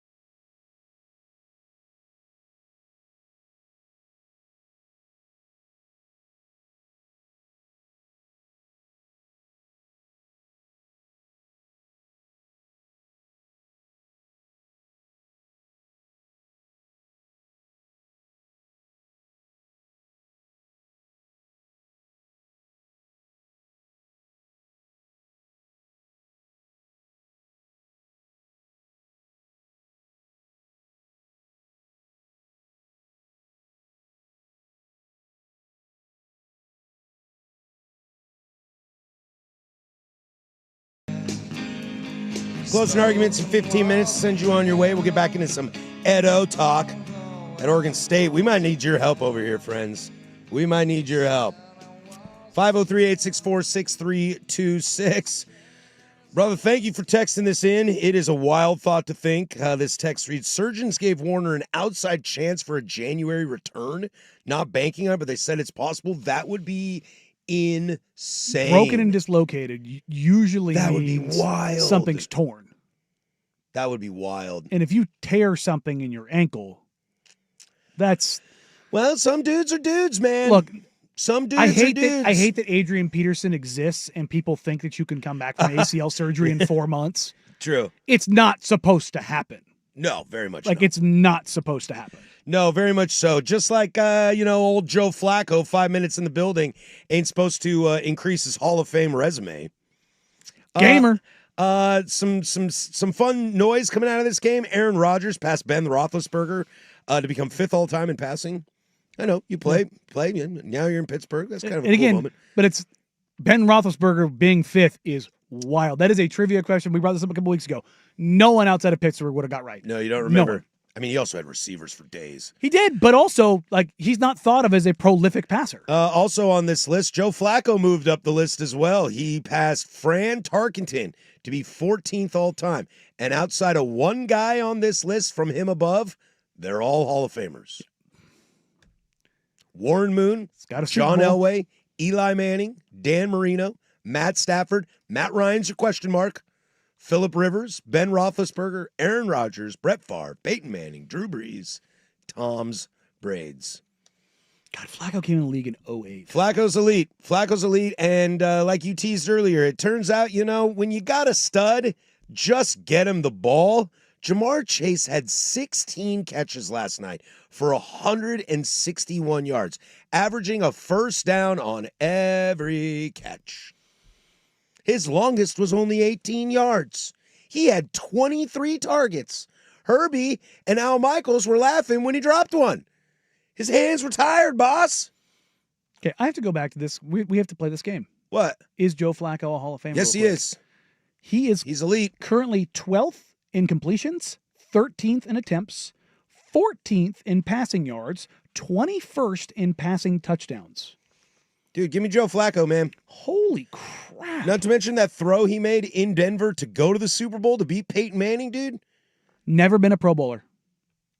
You don't have to be, man. Pro Bowls are a joke. Not a single Pro Bowl or AP or All-Pro team. Dude, Joe Flacco's elite, man. He's not making a Hall of Fame. Give me Joe. But I think one thing that confuses that when you're talking about that question and, playing that game is, dude, I'm pretty sick of Thursday night games for two reasons only. One, boy, they are wildly entertaining. They're really fun. Like, they're crazy games Thursday no matter Night who's Football playing. is just there's just voodoo on the game, man. My problem is to do this job or to just be a fan of the NFL like we all are, it tells me nothing about either of these teams. You're going to tell me the Bengals beat Pittsburgh on Monday night or on Thursday night with Joe Flacco? Get the hell out of Not here. only did he beat him, he threw for almost 350, 3 touchdowns, 0 interceptions off a week. Get the hell out of here, dude. There's no way I buy that. And that's what that short week is doing. And that's why it pisses me off because I'm 5 toes on each side of the fence. I don't know if I like Thursday or hate it. And the other part of this and is I just hate it because I don't know the answer. Aaron was good last night except for the one bad pick. Dude, DK was rough last night. DK was really rough last night. The other one's not on Aaron. Also, Aaron almost got pancaked by his own offensive lineman. He was. Dude, pissed. I've never seen Aaron more pissed than that in my life. He was so mad. Well, I mean, he's a year older than me. I can imagine. Like, his body can't be feeling good. Dude. He could have snapped his clavicle like that. I brought this up with you this morning before the show too, Patrick. When we were here at 7:30 in the morning. Yeah. Woof. Why is it that Aaron Rodgers seems to be the only one in the league that when he puts on his football helmet looks like the Great Gazoo? It's because his helmet. He looks like Eli back in the day. Because the particular kind of helmet that it's Peyton too. Peyton had the same thing where Aaron, because his old helmet they wouldn't let him wear anymore. So the one that fit basically the same for him is this big, stupid looking thing that looks like it's floating 6 inches off of his head. And it just looks awkward as hell. Well, and like on the sides, it looks It's like very tight. squeezing in Yeah. his cheeks. And Because his old helmet, it was a super tight helmet. looks very that ill-fitting. It pinched like here. And it's like, we know we grew up in the era of the Rydell helmets where you take the air pump and go psh, psh, psh, and when you would take it off, it would hurt to take it off. It was so freaking tight, and you would have the indentations of the cheek pads and everything. And he just got used to wearing this skull-crushing helmet, and now in order to get that same kind of fit and feel, he has that awkward, stupid-looking helmet on. But Aaron was good last night. Aaron was fine. But here's the problem. The Steelers aren't the Steelers anymore. They can't stop a wet paper towel.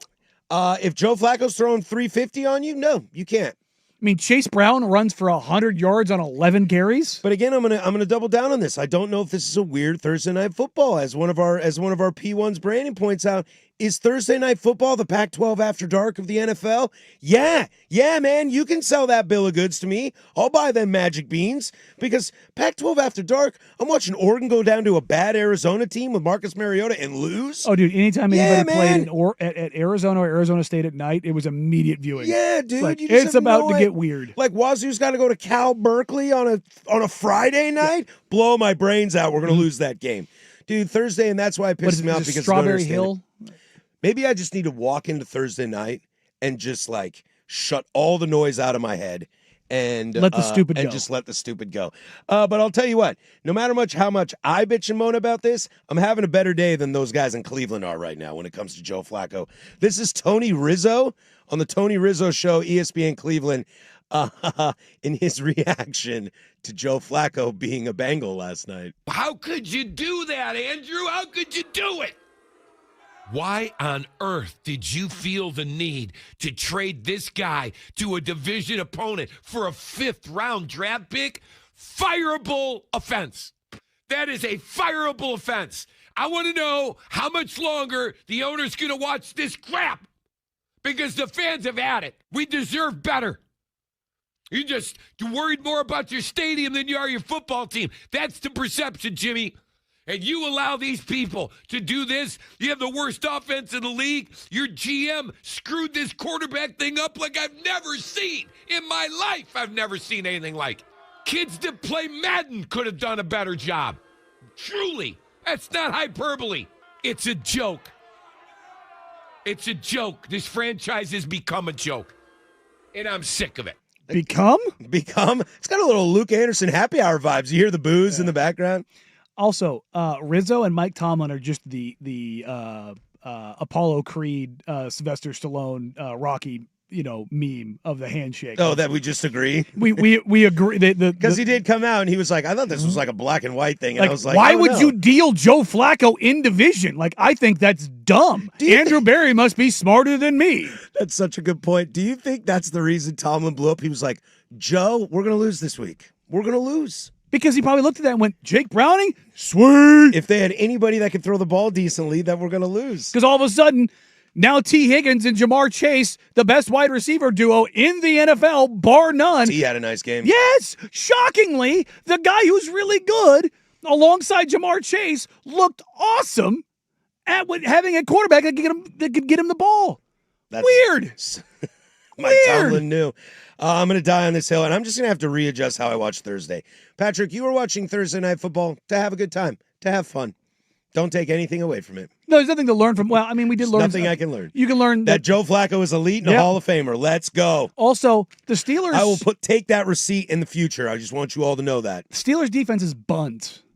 It is. And it's a weird thing to see. It's weird. You have players, but you can't play. It's Ravens-esque from last year. Yeah. It's just like, what is happening here? It's really strange. All right, when we come back, closing arguments. We'll wrap it up and call it a day. Oregon State fans, I need you around. Stick with me. We're going to need some help. 105.1 The Fan.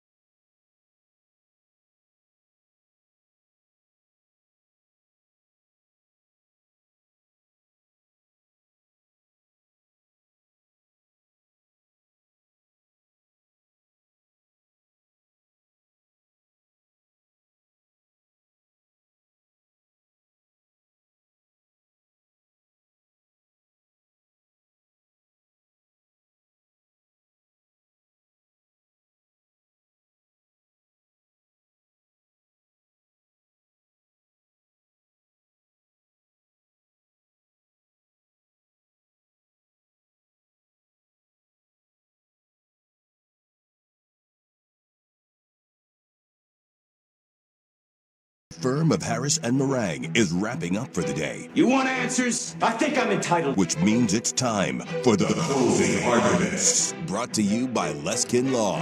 One-day divorce mediation. Peace treaties, not war plans. Visit LeskinLaw.com for more information. You want answers? I want the truth. On the Fan Sports Network. You can't handle the truth. 105.1 and 1080, The Fan. All right, this is going to do it for us here at Closing Arguments. Sends you on your way to a happy, healthy, safe weekend. I'm sure a lot of you starting to feel out your Halloween plans.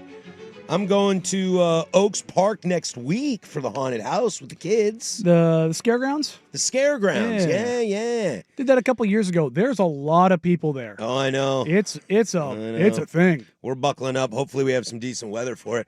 So I hope everybody has a great weekend, be safe and all that kind of jazz. I'll be at the Timbers game tomorrow. If you come through, give a shout, say holla. I can't think about Halloween yet. Why not? I have to get through tomorrow. You got too much. Happy birthday, by the way, Yeah, Danny. thank you. Yeah. I will be officially washed, no longer 40, 41. And it's just, I was telling a couple of A's the other day, I was watching football this past weekend, and those eugenics commercials and the low T commercials and the Just for Men Die commercials. I'm like, God, so many of these things. Like, who is this even for? Oh, no. crap. Oh, no. If it's you're for me. over the age of 40, and I'm like, oh, no. Oh, no. Oh, no. Well, usually I watch USC Notre Dame in a hate watch situation because I don't root for either of them. You'll hate watch it. But I hope you get what you need from that game. I will just put it that I way. need it so bad. You know, I used to not root against USC because I was always a Pac-12 lover minus the And Huskies. now you hate our guts. And, well, you killed my program, so it's your fault. It's not. No. It is 100% your fault. Commissioner's fault. Okay, it is 99% your fault. Larry Scott, you can have the other 1%. But we were teasing around with this earlier about Oregon State. As I keep making the fun jokes, I love doing Ed Orgeron's voice. I love Ed Orgeron. Go Beavers. You know, I love doing fun stuff. We're going to play that offensive line. We're going to recruit here. We're going to get people come Corvallis, open Cajun restaurant, go Beavers. And for me personally, I would just love to cover Ed Orgeron. Content mill. I would love to do it. But Danny, we were talking about Cameo. And you can get Ed O on Cameo for $200. Oh, he's currently listed as unavailable. I meant to tell you that. Oh, they pulled him. They pulled him. They pulled him because they knew I was about to spend $200 on him. Say, go Beavers. I mean, we can start a petition. Yeah. I mean, I could probably find Ed O's agent. See if we can reach out. I just want to know, can I get in early on Ed O so we can have the rights to Ed O on this show? I mean, we can. I don't know how that works. I mean, reaching out to his agent. Also, what my plan was, what I was hoping is if we could get Ed O on Cameo to read a script, then we could have Ed O read the script, and then I could read it verbatim, and we could play the game, who is Ed O and who is Patrick Harris? Also, one over the top of the other? One over the top of the other, and try to figure out who's who. Also, I want to talk about something real for a moment when it comes to Ed O at Oregon State. Yeah, I'm sitting here and it's fun and it's cool and it's nice to laugh and jokes and make fun, and I love doing his voice. But you know, the situation at LSU didn't end awesome. Ed Orgeron is not an X's and O's guy. But when you're looking, done his lot in life. But when you're looking for something, you need a little juice, culture, all that kind of stuff. Look, man. Again, I don't mean to keep comparing my school, but my school is literally in the same position as yours and has been for the last 20 years. Well, your best year's the Pirate. And that's what I'm going to say. Yeah. Paul Wolf was a dark, dark day for us. We went into the well. We hired an alumni, had a good program built at Eastern Washington, and said, come on down, not 197. We'll take care of you down here in Pullman. And it was an absolute, utter disaster. Sound familiar? And what happened? What happened? We went out and got a guy who just got fired for locking a kid in a closet with concussion protocols and ESPN railing him into the ground because the kid's dad worked for the station, not remembering the kid's dad gave the death penalty to a college football powerhouse. Okay? Wazoo took a big, big risk on Mike Leach, and there's a 4-year window in there where we're 1 win away from going to a conference championship. You don't think you're signing up for that? I'm signing up for that every single year. And Mike Leach is the second greatest coach in the history of Wazoo's program behind Mike Price. If you don't You think may not get a Cajun, If you but you don't- might get a story about indigenous people's heritage and how it translates to the game of football and marriage. Like Mike Leach rants. What was the marriage advice? Like, how many different rants did he sitting under have? a tree eating a fish sandwich with your fat girlfriend. Yeah, I mean, just drinking lemonade. I mean, good. Like the Ed O gets version of eyeballs. that. Oh man, It gets eyeballs, and I think if you're an Oregon State alumni, a fan, a current student, whatever, hell, Scott Barnes, okay, El Presidente, look me in the eyes. You need something. You need something, and I challenge all of you Oregon State fans to give me an honest reason why this isn't worth a shot. Can you get Edo? I don't know if Maybe. you can, but it's worth a shot. Is the guy at Montana State a better shot? Is what's going on in New Mexico a better shot? Maybe. But man, you want to get some eyeballs, get some juice going? You want to be on ESPN? I was watching old clips yesterday on YouTube about Ed O saying, "Go Tigers." And he got to the point where it was, "Say the line, Bart." Tom Rinaldi's interviewing Ed O after a huge win at LSU, and he goes, "Well, you want to say the thing?" And Ed O goes, "Go Tigers." Go Tigers. Like, you don't want that? Yeah, a guy that leans in. And he's friends with everybody. Yes. He's Pete Carroll's bad guy. Probably got some good relationships around the college football Dude, world. he knew how to do the bag when you couldn't do the bag. I don't know. I'm talking myself into it more and more each day. I never had to. The No. second I heard it, it was But I yes. mean, like from. But I'm also jealous. It goes, ah, la, la, la, la. But also, it went from yes to it's going to hell yes. You know what I mean? Like that's where I'm at. Orgeron State University, dude. It sounds so sweet. Dusty, Let me tell you what. Dusty, get the t-shirts made. As a Wazoo fan, that makes me scared to play OSU every year. Sure does. I don't want to go play O. No. I don't want to go play O. Talk some S and then whoop your ass. Because also in a world of college football, Oregon State's going to have to pony up for some assistance because you're kind of being a Dan Campbell situation where you've got the dude at the front, the CEO, but you're going to need somebody to call the X's and O's. That's when you go find a wide receiver coach at Tulane and say, "Give me that guy." Go find a linebacker coach at Tulsa. Say, "Go give me that guy." And he'll be my DC, and that guy's my OC, and we'll learn together. Look, I'll tell you how to win big. Go find one of those Memphis staffs with You Jay call- Norvell and Dan Lanning and Kenny Dillingham on it and go. You can call the plays. You teach the mechanics. I'll coach the game. I love it. It's fun. I love it. And I want to know a reason why not. Look, the fact that we're even like mildly entertaining this and it's like it has juice and it has life and it's fun. All things you haven't had at Oregon State for 2 years. Yeah. That should at least at bare minimum get you going, hey, you know what? And maybe there is something there. That's the path we should be looking down. What if Nvidia Bro's wife is an LSU alum and she is so proud of Ed O for winning a natty in 2019 that she donates $6 billion to the Oregon State football Here you go. A fun place to be. That is Closing Arguments, brought to you by Leskin Law. Visit LeskinLaw.com for more information. Leskin Law's one-day divorce mediation, peace treaties, not war plans. That's going to do it for us. Thank you for joining us. I hope you all have a great weekend. Happy birthday, Mr. Meringue. For you on your birthday, Jeff Rust on the ones and twos. I'm Patrick Harris. Go do something I would do. Bye. Suck it, Notre Dame.